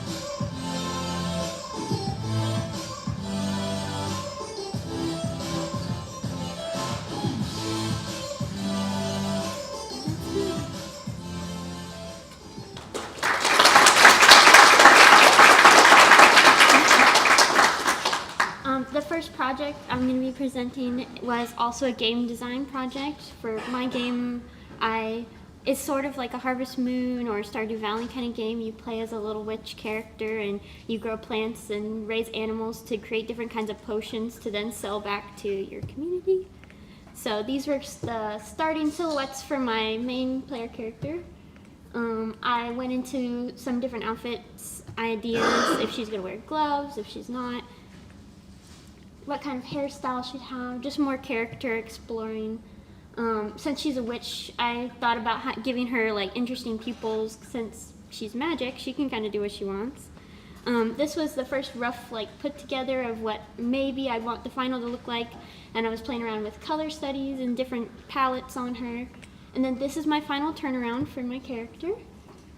And then this was an alternate clothing for, there's a mechanic in the game for to expand your farm. You can use the potions that you make to fight different monsters that live in the forest around your farm. These were some sketches and rough ideas for the environment that I later modeled and textured and everything. These were the props that go into that environment, which I decided to make her like shack that you start off with selling the potions out of. So she has a cauldron and her potions, there's a bucket of eyeballs, there's a plant box, and then these are some of the finished screenshots from my final piece. This is her whole shed. Some beautiful pictures here. And then on the left is the coding I did where she goes to pick up her potions.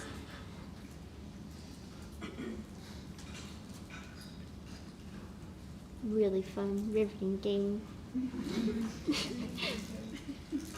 I was surprised I was able to get this coded. It was a challenge, but I was proud when I got it done.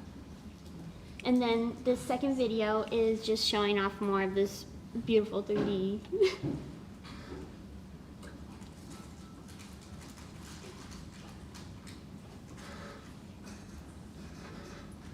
And yeah, that's my game.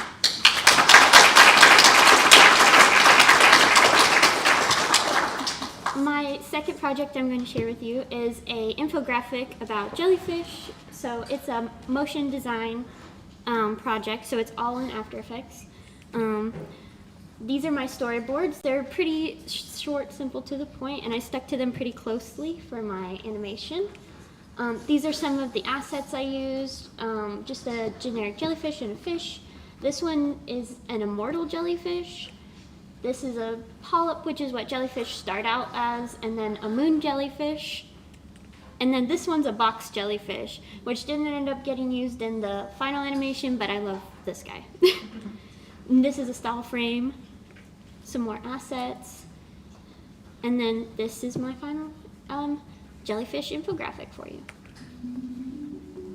Jellyfish can be found all over the world, from deep oceans to shallow coastal areas.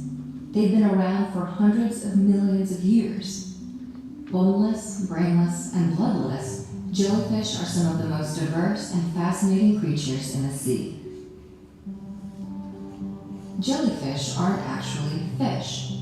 With thousands of different species in 2 different biological phyla, jellyfish is more of a broad term than anything else.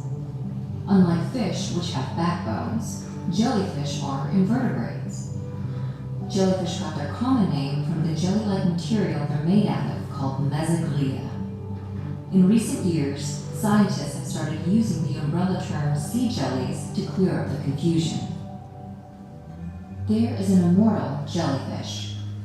Jellyfish can reproduce sexually by releasing sperm and eggs into the water, and reproduce asexually by splitting into 2 or cloning. But at least one jellyfish can actually reverse the aging process. The Turritopsis dornii has earned the moniker the immortal jellyfish for being able to undergo a process called transubstantiation. An adult or juvenile under stress, instead of dying, can revert back to a polyp and begin the life cycle all over again. It is the only animal in the world that is known to be able to reverse its life cycle. And that's my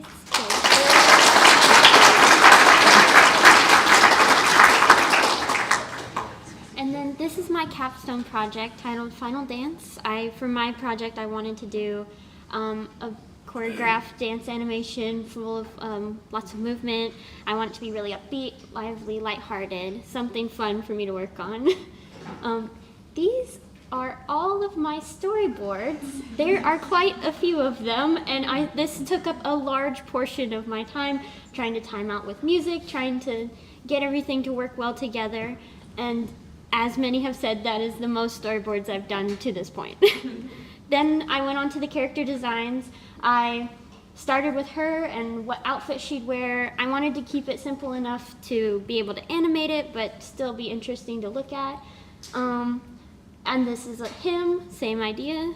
I played around with a couple different, and I took my favorite, which was all the way on the left, and then iterated on it to see if I wanted to make any changes, and I landed on these 3 for her and these 3 for him.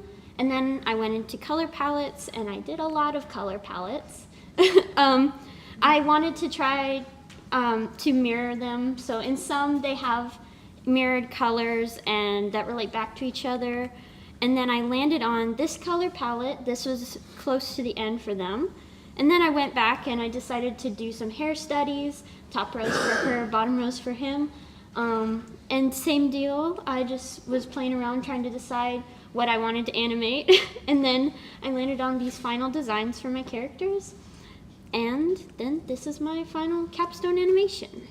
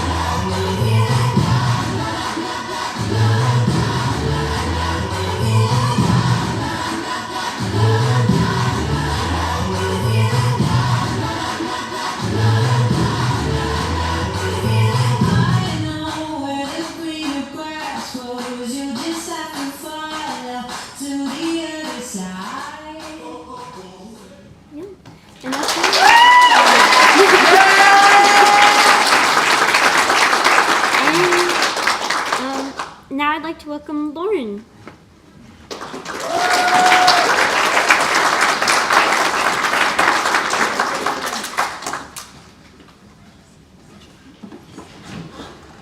Hello.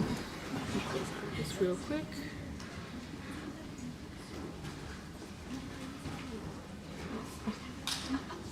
Alright, so I'm Lauren, and like my peers, I will get this started with my demo reel after this loads. And this is my little character from the wanted posters that we posted along the ramps.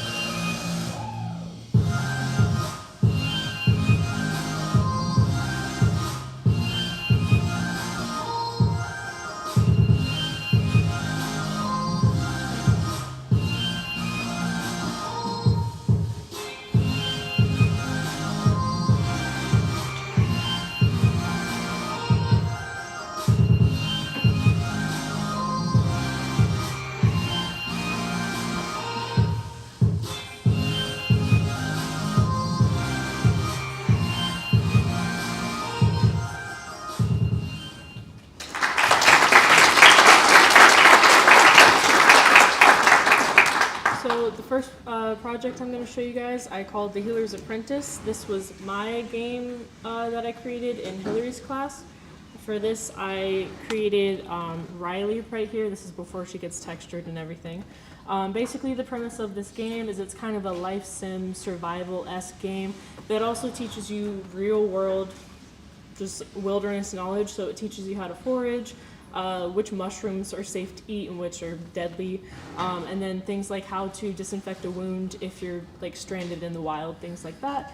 And then I went ahead and modeled her mentor's house, so it's just got candles and then the mushrooms and everything, and that's where her mentor Sonia would be.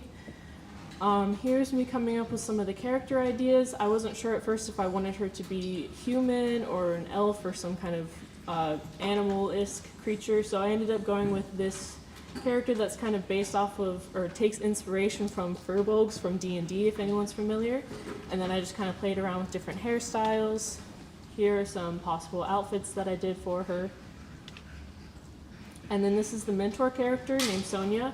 I was playing around with shape language and combining different features to see what I liked paired together, things like that. And then here is both of their turnarounds and then some just images of them interacting together just to show the height difference and everything. And then here are some of the props that would be involved in the game. So since there is foraging, I went ahead and made a foraging knife.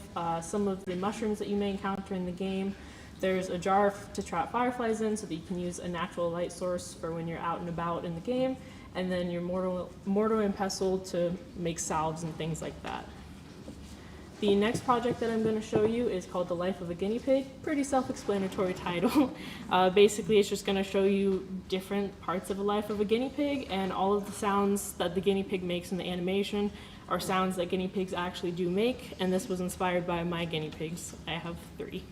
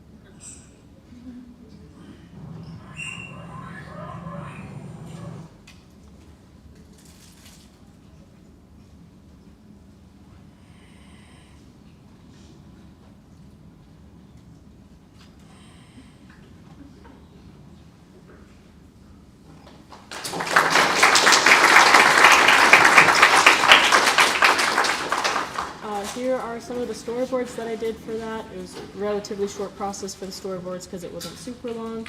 At first I went through and made very rough storyboards and then went back and redid them to kind of clean them up a little bit. And I was going to play around with ideas of basing the guinea pig characters off of my guinea pigs because there are different types. And one of the types that I was thinking of doing is an Abyssinian guinea pig. For those of you who aren't familiar, they basically just have hair and cowlicks everywhere. Very cute. But I ended up doing a more simple version just to help with animating. The next project I'm going to show is Culminancy. You guys already saw the overall video that Jaron showed. So I just kind of figured I would show some of the character planning. I was in charge of creating the manager character. He was inspired by D&D once again, Tieflings. Just kind of played around with some different designs for that. And then each of us was in charge of a section. I got parts 5 and 8, and these are just some of the storyboards that I did for that. And finally, my capstone, I called it The Last Job, and I will show you that now. I am flesh and I am bone, rise up, ting ting like glitter and gold. I got fire in my soul, rise up, ting ting like glitter. Like glitter and gold. Like glitter, you walk in the valley of kings. You walk in the shadow of men who sold their lives to a dream. You ponder the narrow things. In the dark, the dark, the dark, the dark. I am flesh and I am bone, all ting like glitter and gold. I got fire in my soul, I know ting like glitter.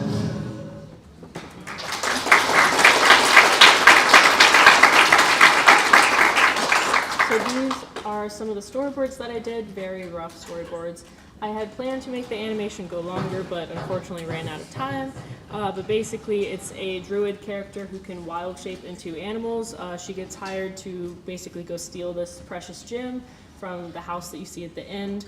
And this is just her, following her, going to do that. I played around with character design. I decided to make this kind of elf-esque creature. Played around with silhouette shapes and hair, and I decided, hey, I like those ears, so I'm going to stick with those ears. And at first her hair was going to be more curly, but then it became this more shaggy look. And then each different variation that I played around with had different animal counterparts. I tried to incorporate the skin, hair, and eye color into the animals, and then each animal has different markings to go along with it. And this is her turnaround. And some outfit ideas that I did. I wanted to try and keep it simple because animating a bunch of little details takes a lot of time. And then finally, the shop clerk that you see at the beginning, just playing around with some more ideas. I have some characters inspired by sharks, an owl creature, cyclops, and then that thing, which ends up becoming the shopkeep. And that concludes my presentation. I would now like to welcome up Sebastian.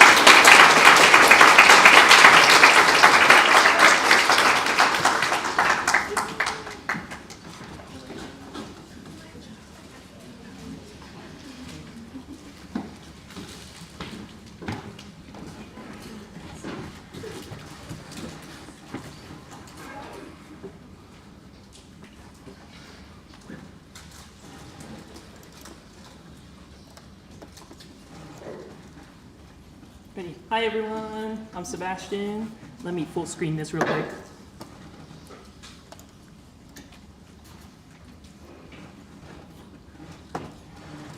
Alrighty, this is my senior show. Let's just change it up a bit and start with my demo reel.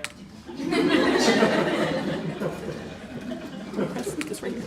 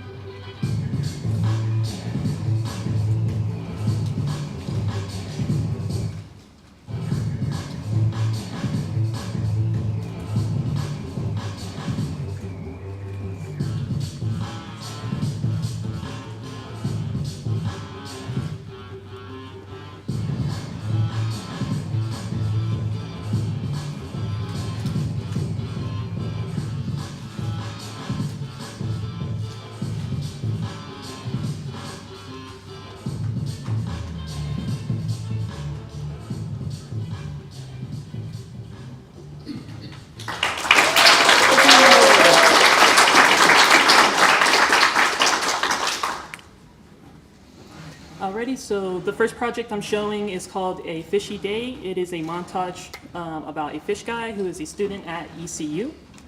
Going around about his day. The challenge for this animation was animating on real life footage and having him interact in that space. So this right here is my storyboards. It's just literally, it just helped me plan out where I'm gonna go to film around campus. This is some of the footage right here. This is Mama the cat, who's a cat at our apartment's bus stop, and she's very friendly and very sweet. So, and then more. Alrighty. So what I figured out how to do was take the footage and turn it into like an image sequence, so I can then put it into the animation program called Animate, and then it'll just let me animate over it. I have to be like really picky about placement because every single frame changed the camera by like the slightest. So it was annoying. But here's some of the test footage.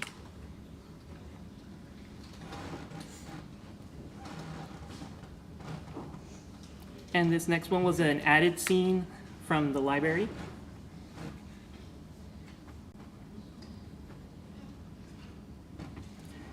All right, and here is the final video.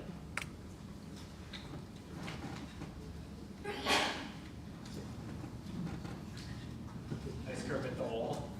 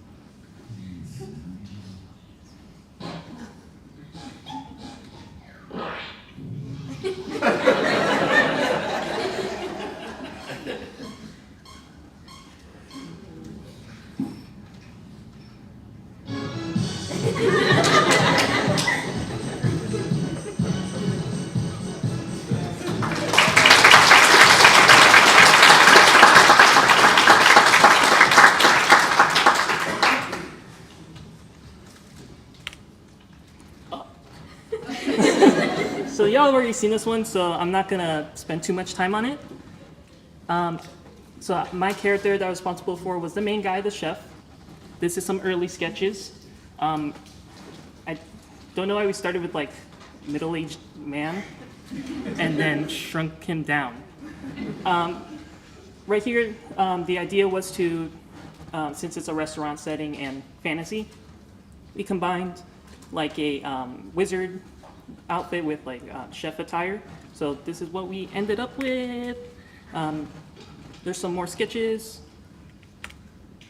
And here he is. This is a turnaround. Alrighty, and here are some of the storyboards. My part was part 4, which was him taking in a bunch of orders, getting stressed. It was like another montage sequence. And panicking when he grabs the critic's order, and from there, he decides to have the idea to grab the wand of the deceased founder and use it to make his life easier, and then we saw what happens. And then the other part was part 9, which was the ending. They served the food to the critic, and she tasted it. Sorry, I can't speak. Anyways, she tastes it, and then she likes it, and they're relieved after an intense stare. And so she leaves a good review, and everything is okay. And then the chef gets caught with the wand when he uses it on a snail in front of the boss. So that's the rest of it right there. And I'm going to play just the part 4 real quick.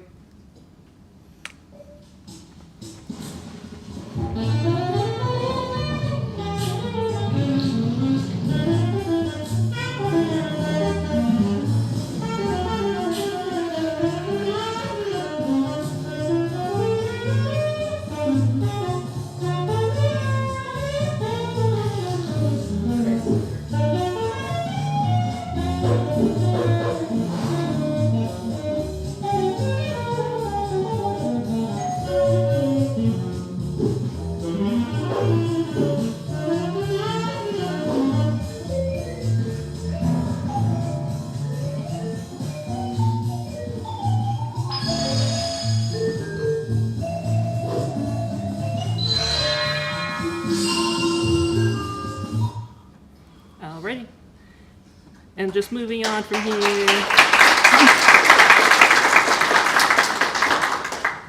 All right, and this is called Vaporwave. It is the Themescape project, and for that video, the goal is to show different landscapes and environments based on a theme and transition between them. So my theme was Vaporwave, and I just like that aesthetic. I think it's neat, so I chose it. These are the style frames. These are just mock-up images of the different landscapes that would be going through the video. And here's some more. And the last two right there.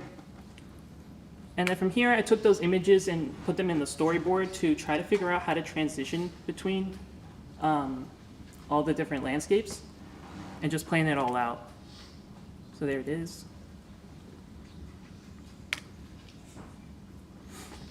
And then from there, I drew them all in Illustrator. This is just a spread of every single asset that was used in the video. And then I would put it into After Effects, which is the program we use to animate our Themescape project. And then into Premiere to give it a VHS look. So this is the final video.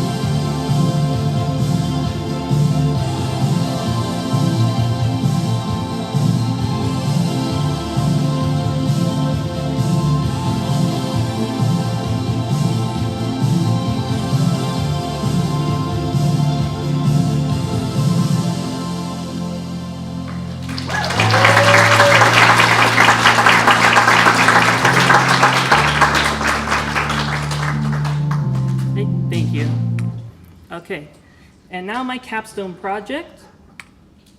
So my capstone project, it is a proof of concept animatic along with character designs and concept art of a project called Anthrotech. This is an original idea of mine. It's an action cartoon targeted towards older audiences. It has both sci-fi and fantasy aspects, and it's heavily influenced by 2000s to early 2010s action cartoons and anime. All right, so the story premise goes, in the advanced and grand citadel of Elitis, humans live a rather carefree lifestyle. This is thanks to Dr. Salome, founder and mayor of the citadel, and her work in the creation of the Anthrotechs. These are androids with very human appearances and mannerisms, who take on the roles in this world seen as undesirable. So this is the beautiful city. So let's just destroy it.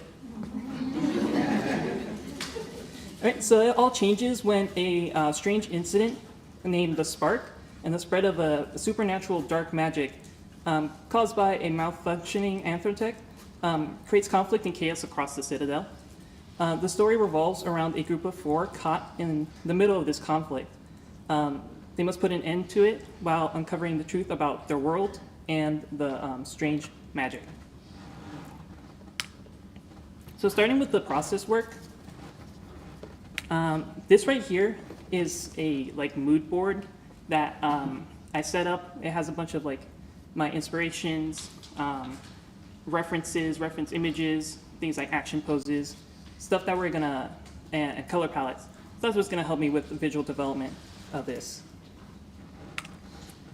And these right here are the early thumbnails, sketches of a bunch of different characters.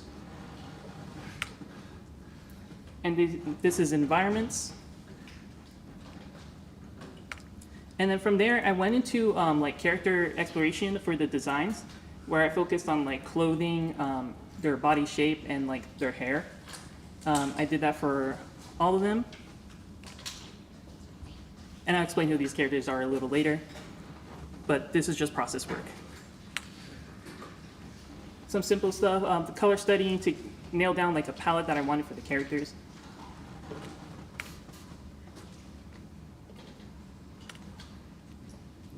And then some rough sketching of the people who live in this world. The top row is humans and what they would usually wear, and the bottom is the anthrotex and what they usually would wear. These are different robots that would be in this world for different uses. The bottom ones are more casual, little robots that are here to help. And then like some vehicles. The top ones are like boss characters made by Dr. Salome to hunt down our main group. And this is the corrupted monsters from the supernatural dark magic. It can take over people and it causes things like this to happen. Kind of strange. Anyways, we're gonna start with the antagonist for this story. This right here is Dr. Salome. She's the mayor and founder of Eltis, the creator of the Anthrotex and all the advanced technology in the city. While beloved and trusted by the public, it's a facade that she puts up. She studies and experiments with the magic in top secret and has been since before even Eltis was established. Then the other antagonist is Radna, the malfunctioning Anthrotech and believed to be the cause of the spark. Controls the strange dark magic and uses it to cause chaos across the Citadel. And his grand plan is to wipe everything out under the guise of liberation. And now our main group of 4. This is Aaron. He's an Anthrotech and the main character. He has personal history with Radna and is being pursued by Dr. Salome for being a nuisance to her plans. He wants to put a stop to both of them and build a better citadel for everyone to live. He has electromagnetism powers and uses it to be agile and it channels through his arm. Right, Zeta, a human who is smart and tech savvy. She meets Aaron in the aftermath of the spark and helps get him better. She joins the team to help Aaron and find her family who she was separated from after the spark. And she fights with a staff and other gadgets equipped with like ice powers that she figured out herself. Alrighty, another character, this is Axel. A human with strange electrical powers.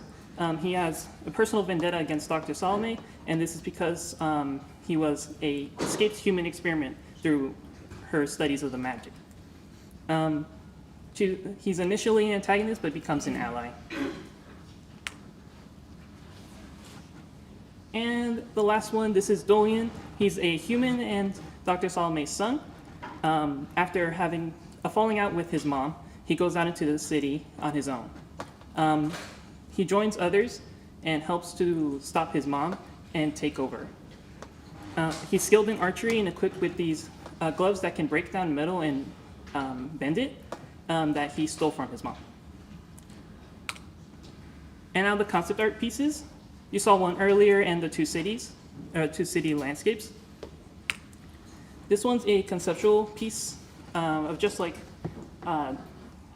city from the ground floor, people walking through, kind of what life would look like. And this next one's an action piece between our main protagonist and another antagonist. And then the next 3 are more focused on the group together. This is them interacting in the Zeta's base with a lot of planning, how they're going to solve this conflict and stuff like that. Here's an action piece with all 4 of them.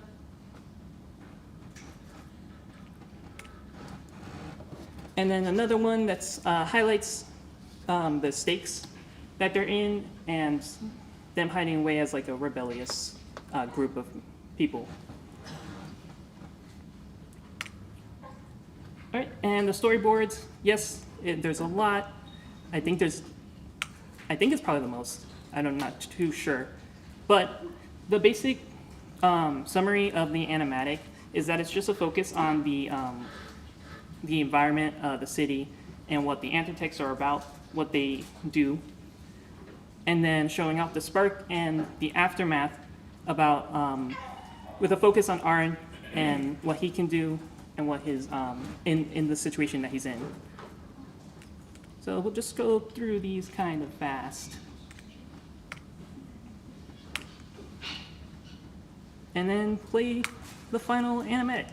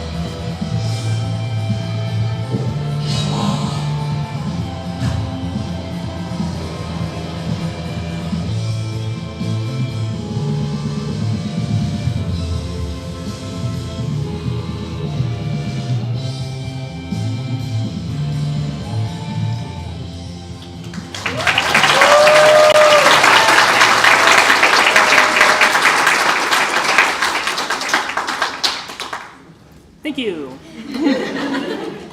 And now I'd like to welcome up to the stage Elizabeth/Lizzie. Where are you at?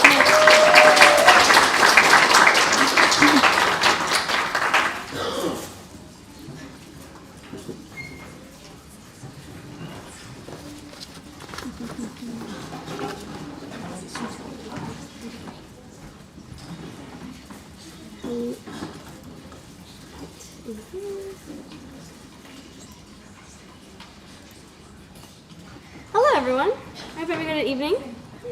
Let's dive into the. I'm Elizabeth Rodan. Let's dive into my demo reel. Oh, what? Space. Yep.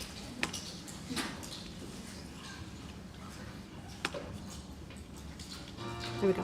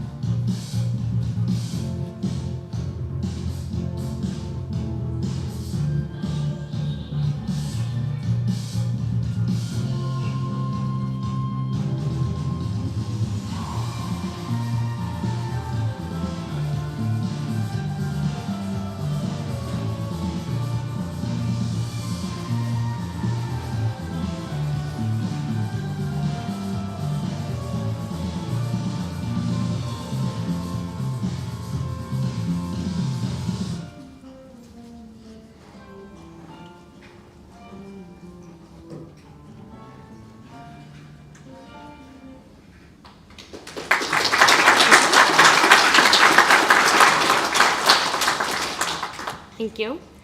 So the first project I'll be showing is the group collaborative animated short that me, Tori, Josh, Lindsey, Jaela all made together. I'd like you guys all to rise up for some recognition. Thank you guys.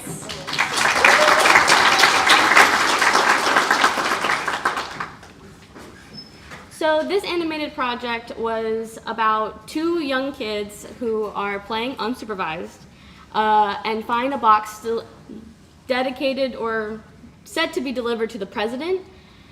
And these 2 kids decide that they're going to go all the way to the White House and deliver it to the president themselves, with a lot of really crazy roadblocks along the way that get more and more hectic. So here's like a little bit of our process. We printed out a lot of our visual development just so we could like kind of remind ourselves like where everything is, who is there, what our direction is. These are some animated shorts that didn't make it in due to some rearrangement of the storyboard. And these are some of the character models that I did for the short. So this is Sprout, one of the protagonists, one of the main 2 kids. And these are a lot of the background characters for the scene that I was dedicated to make, and for the rat funeral. And these were the environments that I made for the animation. I try to make one for every single location that the kids end up going to. And then these were the environments for the specific scene that I animated in the funeral home. And without further ado, here's the full thing.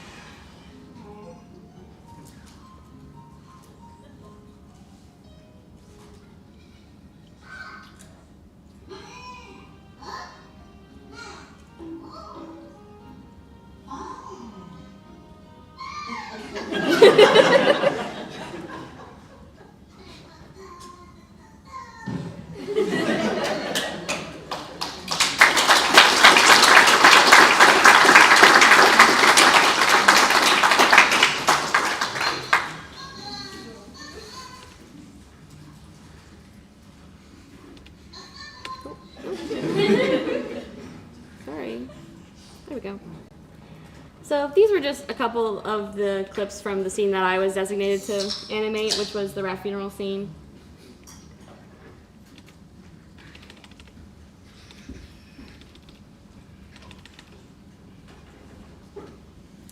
So the next project I will be presenting to you guys is the game concept design that we were all tasked to make.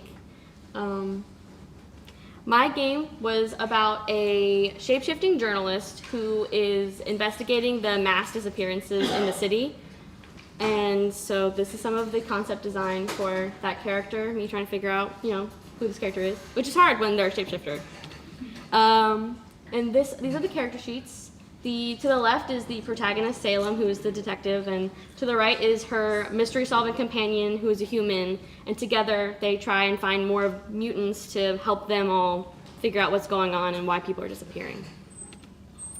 So I took that project into our 3D game design project, where we had to make a model, assets, and an environment in 3D using like Maya, ZBrush, Substance Painter, Unreal, which were really fun to learn. I really grew to love ZBrush and Substance Painter, so I was really excited to learn those. And that was the final of how the model turned out for the character. Just a little bit of what it looks like to texture as part of the little process. It's really tedious, but it was really fun to learn. So, and this is how the room and the character turned out when we put it in Unreal Engine. And I think they turned out pretty good. Just some, the blueprint testing everyone was mentioning before, where we had to do very like easy but tedious coding to do commands, and this was the video where I tested the commands like with the lighting, camera, picking up like an inventory. And finally, the capstone project. When we were told to make a passion project, something that we want to do, I kind of had to figure that out, like what I like to do in animation, since there's so much to do in it. And I really love visual development and animating, so I wanted to make an animatic where we follow or are led through a lot of environments that are explored with depth, and kind of just get to kind of feel immersed like the character is. So I decided to start with the character, since that's kind of like who we, the audience, are following throughout the environments. And so I had a lot of character silhouettes to kind of figure out, shape language, what is an interesting shape to follow, since in a lot of environments, the character is probably going to end up looking really small, and we want to be able to find them. Some more in-depth concept sketches. This is the character I ended up going with. I had to think more about who this character was, because coming from just, we're following a character through all these in-depth environments was really too vague for me to personally relate to, and it kind of was hard to find a starting point. So I had to think more in depth about, what is this character's motivations going on this journey. So I decided to make a character who was an artist looking for inspiration, and they go into this very last, endless library with too many options for inspiration. And they come across a book that challenges the reader to kind of go on the same journey that the author did. And the character is really intrigued by the mention of treasure at the end of this journey. And as they go, they kind of discover a lot of how they connect with the author and the environments, and they are able to kind of find inspiration to draw again. And I thought that it was a nice message to have a piece for a final capstone, at least, where it's about going out and finding inspiration in the world and being able to connect with others, even if you don't really know them. So here's some of the environments I ended up making. Some sketches of the library. I had to make a lot of sketches for the library because it's like the setting scene where we're given more narrative to follow this character, follow them looking for inspiration, and then follow them landing across this book that challenges them to go on the same journey as the author. So it's like the longest, more narrative consecutive scene, so I had a lot of sketches involving that area.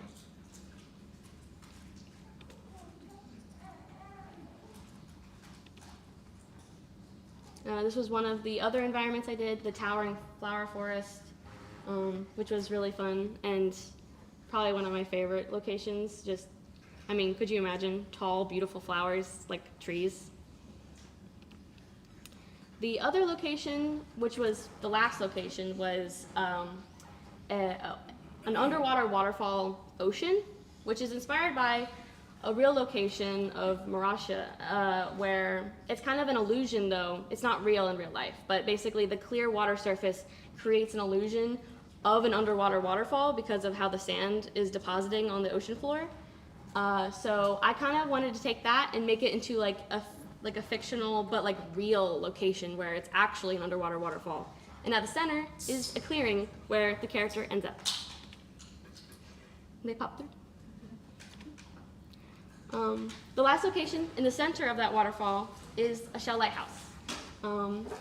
It's a really important location for the story, so I had to explore a lot of different shell options, which I ended up with that one on the left.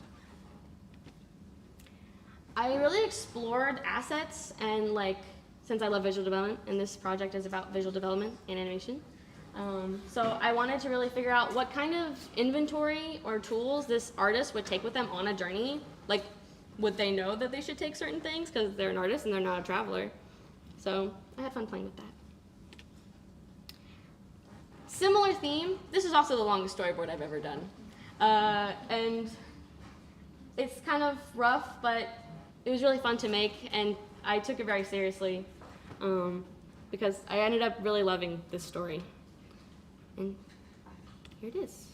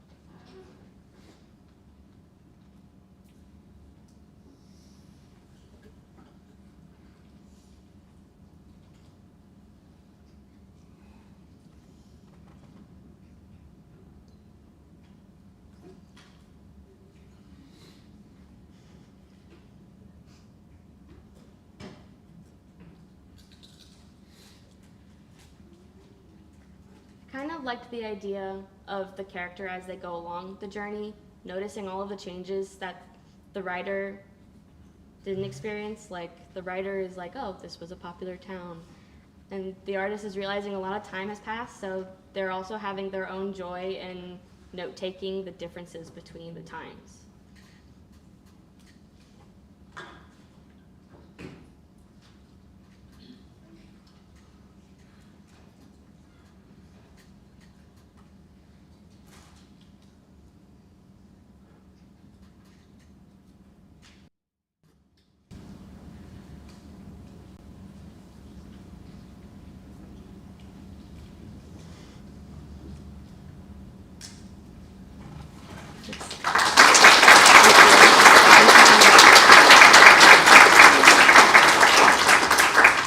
Thank you.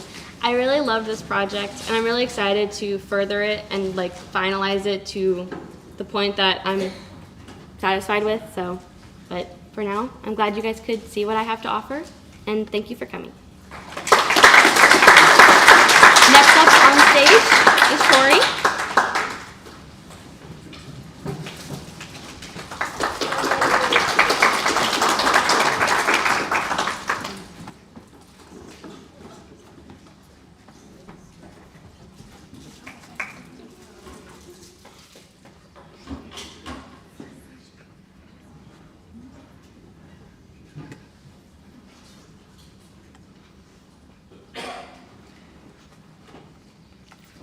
Hello, I'm Tori. This is my senior presentation. First, we'll do my demo reel of some of the projects I've worked on the past 2 years I've been here.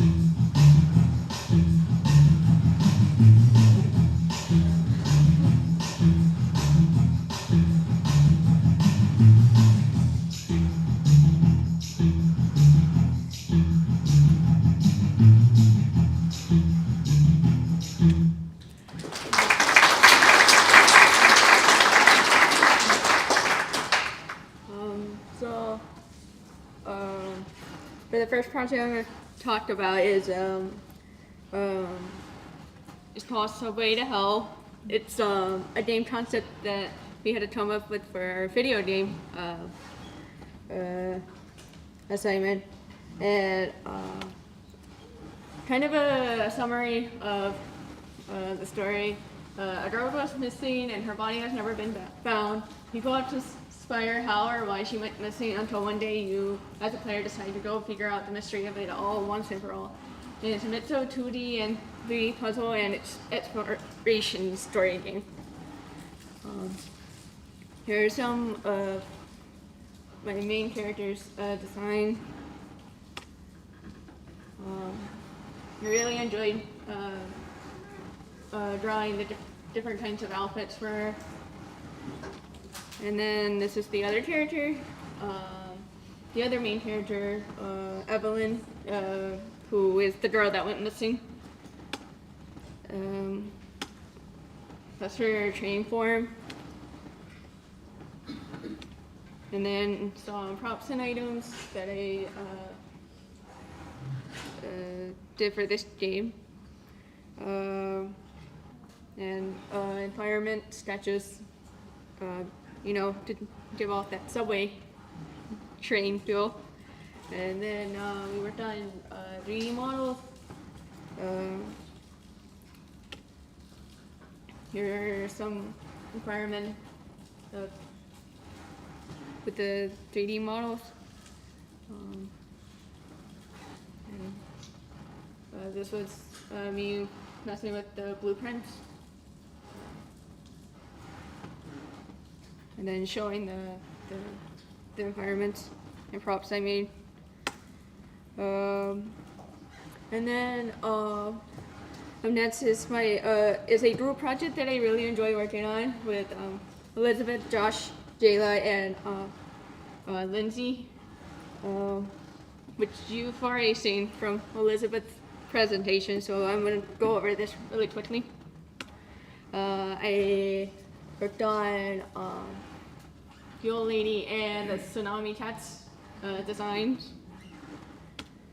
And then I worked on some of the environments based off of Elizabeth's sketches. And I drew the White House. And then I did the second part of the storyboard, while Lindsey did the first part, which you'll see soon. I worked on the rat funeral, the old lady and the cat tsunami, and then the end meeting the president. Some scenes I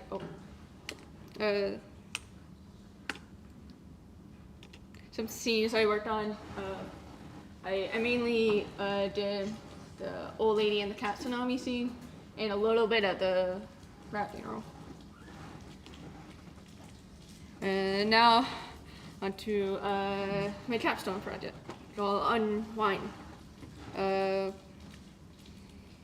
These are my character Clan Toffee. These are when I was figuring out what I wanted to do for this capstone. This is my character Clay, just kind of figuring out like the type of clothes he would wear, his overall design. Some props and food that you know that you would see in a kitchen. Here are my storyboards. I spent a lot of time on them. And then here's the animation.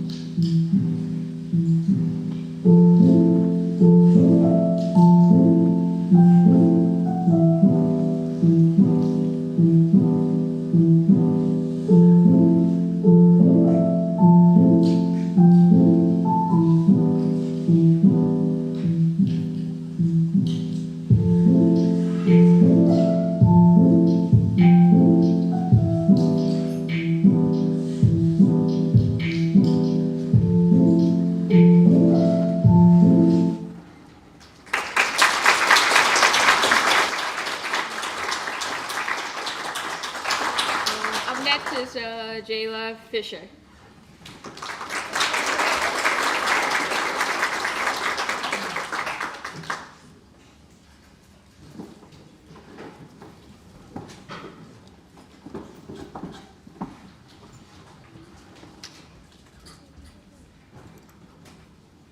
All right, we're on our last legs. How we doing out there? Tight.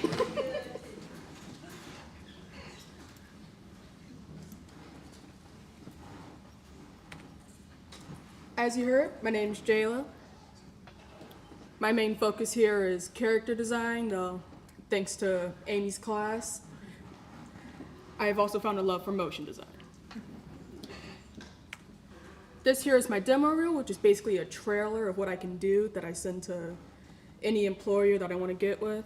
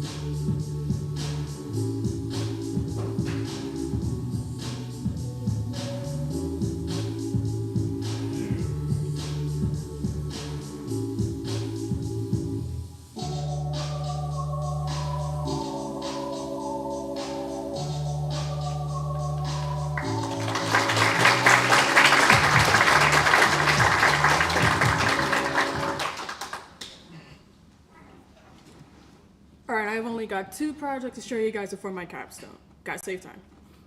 So start off with my infographic. You've heard what that is, just a nice way to show off information without all the textbook reading. The minimum for the project was 30 seconds, and I was like, what could I get across in 30 seconds? What happens in 30 seconds? And I looked that exactly up on Google, and I found this infographic on dred.com about what happens to the body in 30 seconds. So, what happens in 30 seconds? You'll think about 25 thoughts in 30 seconds. Your eyes will blink 6 times in 30 seconds. You'll exhale 0.3 grams of carbon dioxide. The heart beats 36 times in 30 seconds. Your body produces 300 joules of energy and produces 72 million red blood cells. Your blood travels 7 kilometers around the body. All in 30 seconds.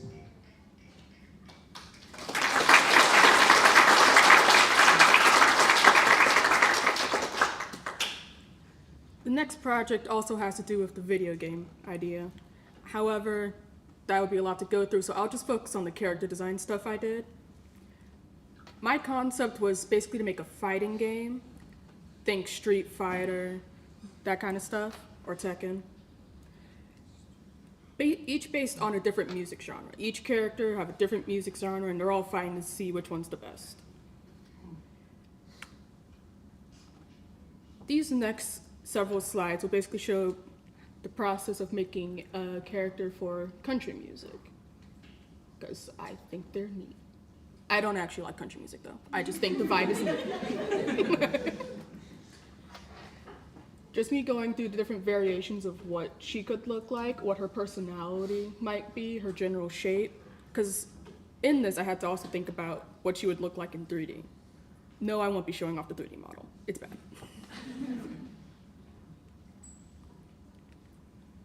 This is her final turnaround, which would be used to make said 3D model. Still not showing it. Then we get to my capstone project called Genre Immersion. Now I've had this in mind since fall semester because as a part of the honors college, I had to start way back when and have it done early. Poor me. It was during my time here I decided to be a character designer, not a 2D animator. So I decided that would be what my project focused on. I would create 5 designs, each based off a different genre. And the 5 genres I chose were slasher, fantasy, western, sci-fi, and mystery. I didn't want it to be just me showing pictures on the screen though, so I figured, what's an interesting way to get this across? stick with the video game thing. So I had to think about what the user interface, which is how people would interact with the game, make that look interesting. Once I got that settled, I moved on to my silhouettes, figuring out the general shape, what they look like from afar. Not sure if I did it right, but I had fun with it nonetheless.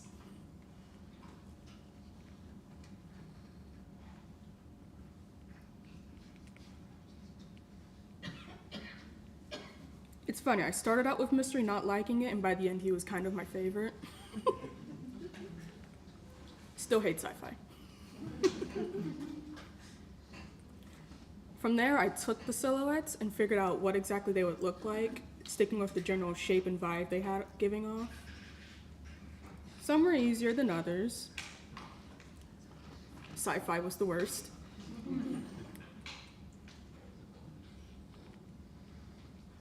With Western, I think I just kind of knew what I wanted from the get-go and ended up skipping straight to all the exploration stuff. He's bold. He's my favorite. I just took the stranger danger sign you'd see in neighborhoods and went with it. I wish I could have done both of these, but at the end of the day, I chose the second one. From there, we move on to the final designs, where I created the character turnarounds. I have like 2 other angles, but they don't really matter here. I just wanted them to spin.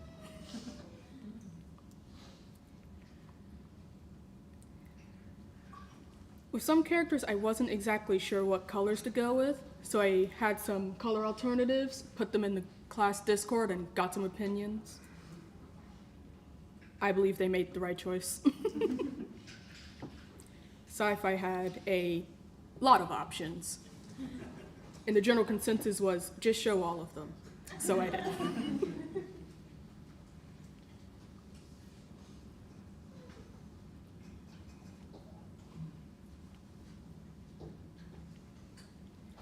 I didn't want it to be boring with me just showing the front face of the characters on the select screen, so I created some individual headshots of them, just to get across their personality and vibes, because you weren't going to get anything else. Of course, that meant for all of the sci-fi alternatives, I had to create alternate ones. She's still cute, though. Finally, we get to my animation. Hope you enjoy.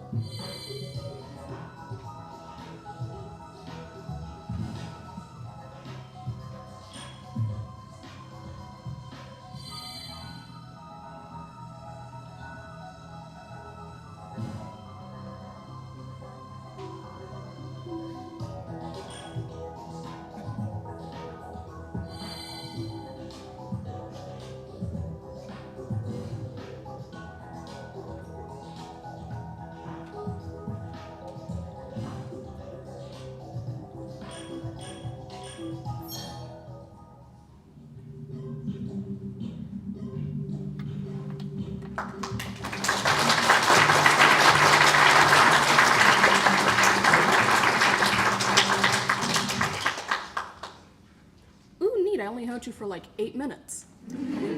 Next up, we've got Lindsey Mumpower.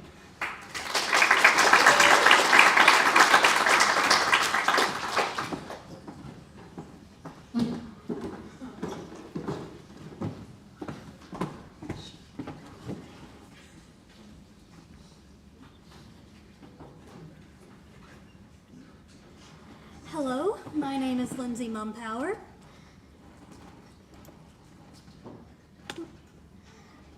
I focus on creating character designs, illustrations, and storyboards, along with 2D animations. Big surprise, we're starting with the demo reel.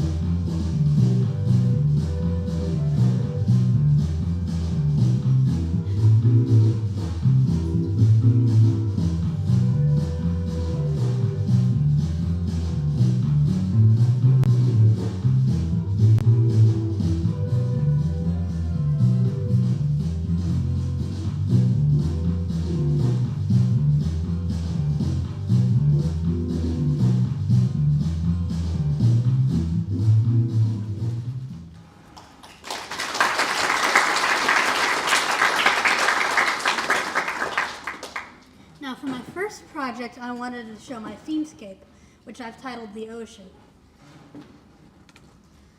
For the concept, I've always found it interesting that we know less about the ocean than we do about outer space. And for my themescape, I wanted to combine both aspects of the unknown and space and just various aspects of it. And I wanted to explore this combination, and would like to continue doing that in the future. This project also helped me get a lot more comfortable with After Effects, which is something I now really like to do and hope to continue in the future. To the side here are some storyboards of my project. Here are some style frames, which helped me determine what I would like to, what kind of style I would like to make the infographic or the themescape in.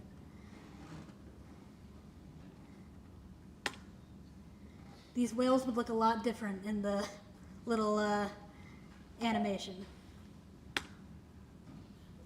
And without further ado, I would like to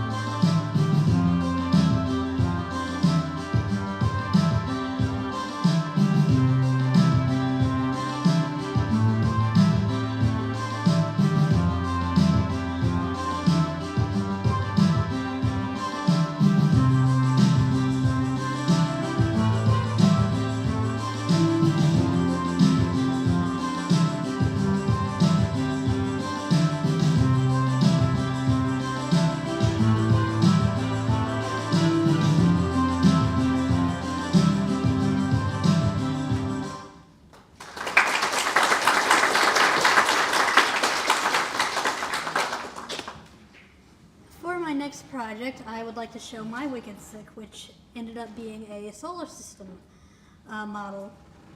Originally, I had a few ideas, but each of them involved space, as it's one of my favorite things to learn about. The program I use is called Maya. It is a 3D modeling program we use to animate and create 3D things in.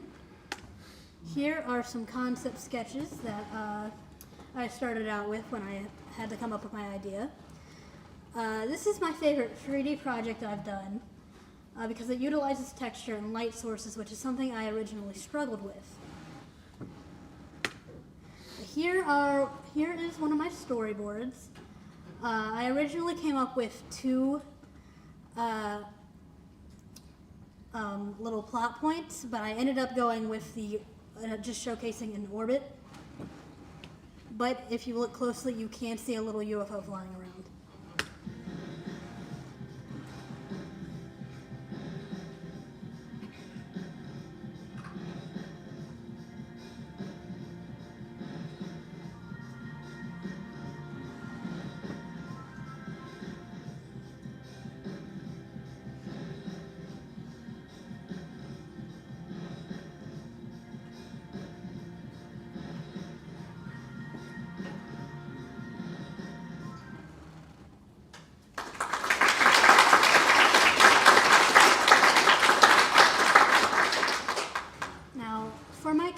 capstone, which is titled Evelyn's Quiet Day.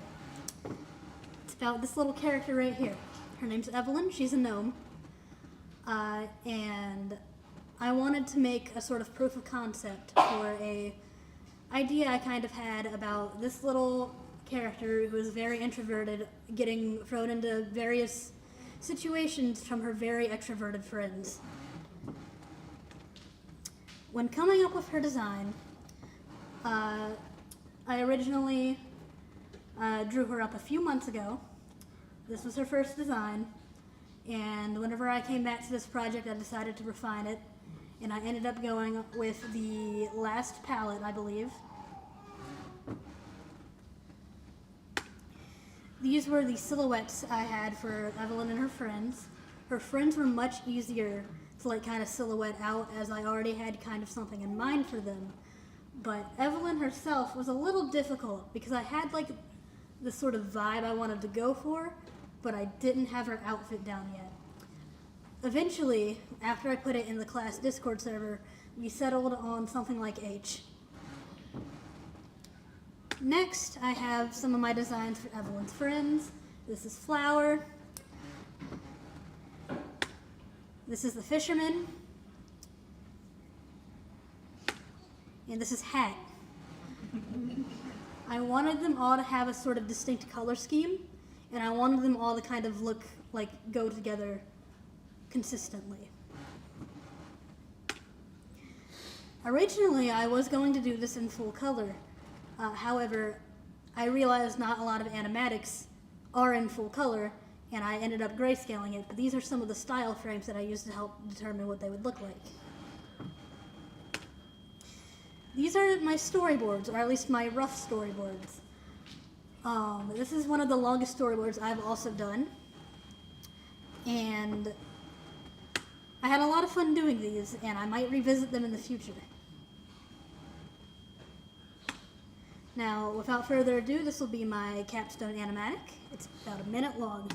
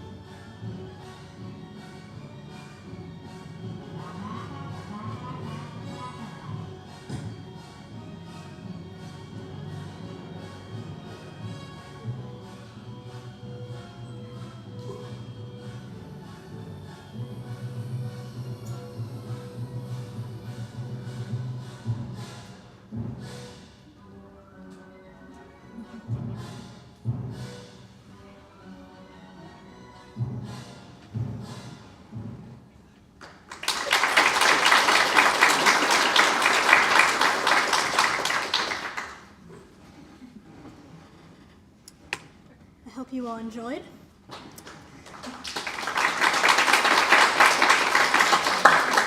Thank you for watching. I would like to welcome Zoe to the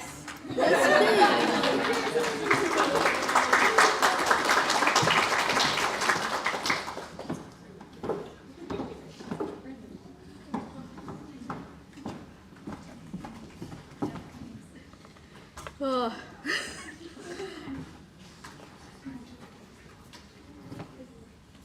So, hi, I'm Zoe Passion. I'm so excited to show you my stuff.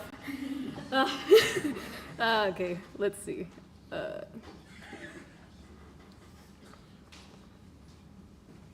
Well, you know the drill by now, so demo reel.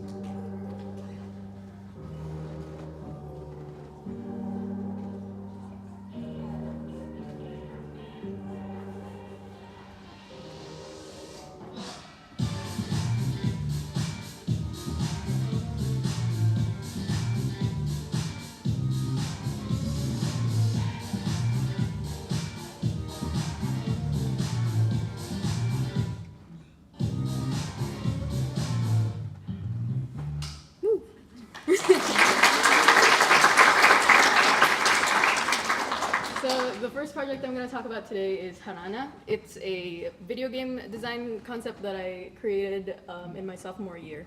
And it's, I was like, sorry, I'm nervous.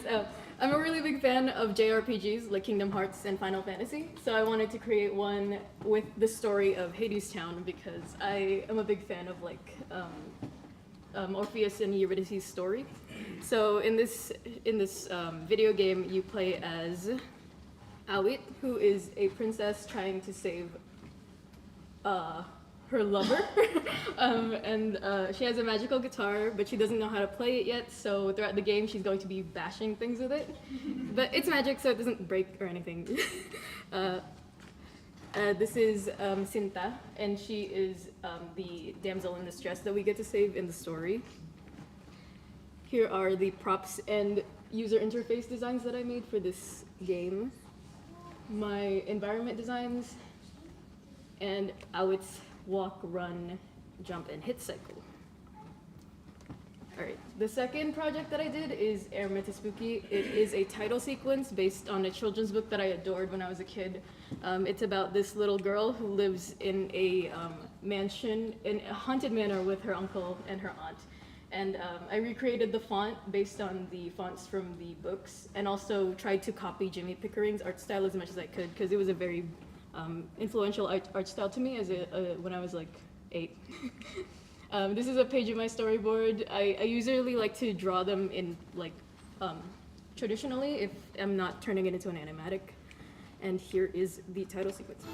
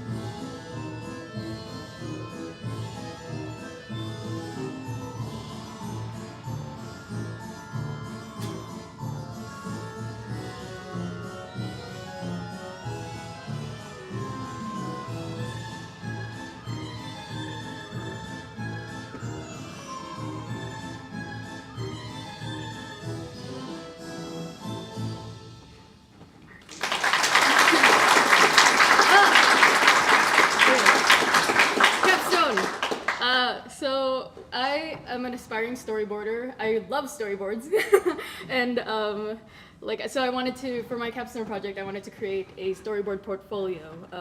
I made 2. I was able to make 2. I wrote 3 scripts, but I only had time to make 2 of the animatics.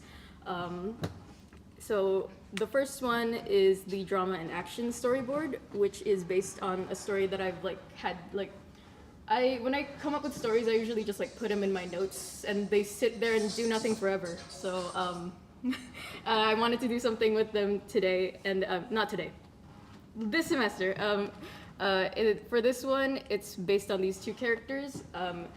They are the guardians of these holy weapons, and but the character on the left, your left, Ray, she does not want to accept the responsibility. So she and Danny get into a fight about it. Here's some more sketches of them. This was the process I had for writing the script. I kept track of their back and forth so I can maintain the tension of the story. This was the actual script. I did thumbnails on the margins. And this was one of the pages of the very many iterations I did of the fight. And here's the actual fight.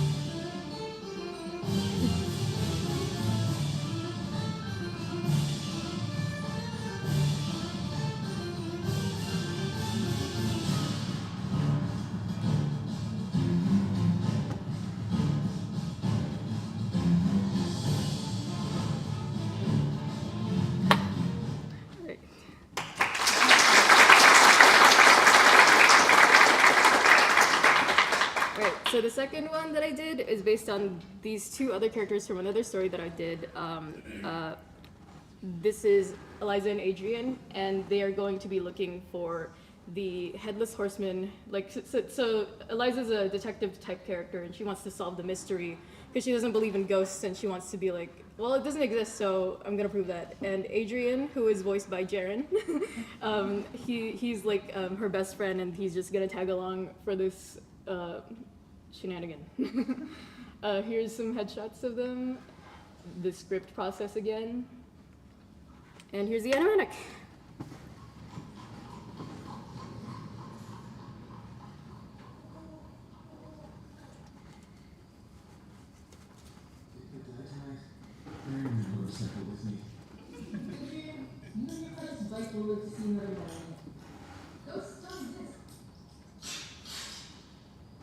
And definitely not Headless Horseman.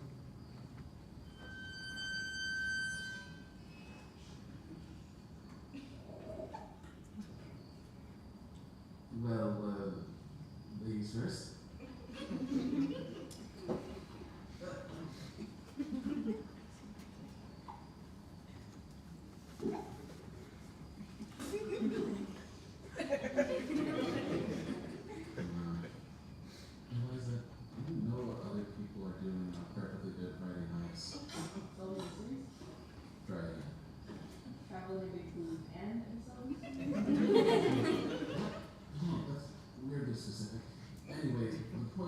Supposed to be doing fun, stupid, reckless stuff, not...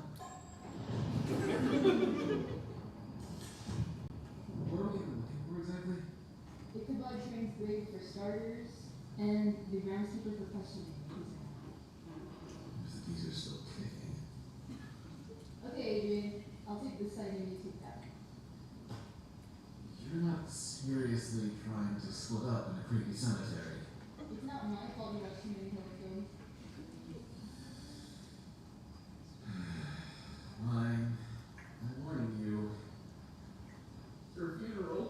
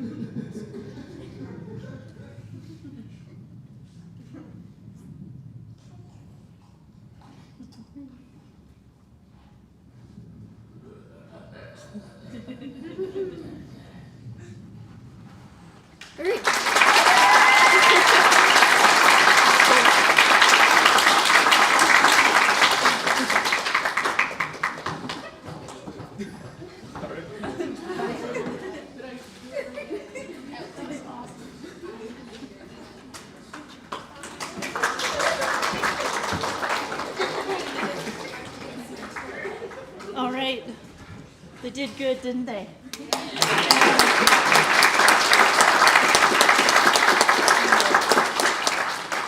We're so proud of you. Congratulations. And let me introduce you to our faculty. Wayne Godwin, Lori Godwin, Hillary Husky.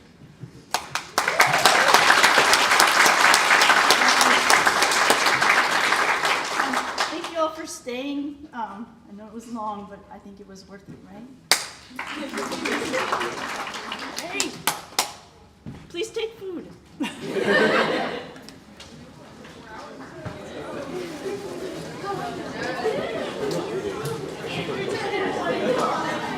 Hey. You did great. I think everybody did great. Really well. Not as bad as I thought it was gonna. I was like really prepared for 6 hours. Like I was starting to get. But I also thought I was like, people are gonna either nervous talk fast or nervous talk slow. there was a lot of fast. There was also a lot of slow. Yeah, I had a point where I was like, not like stage fright.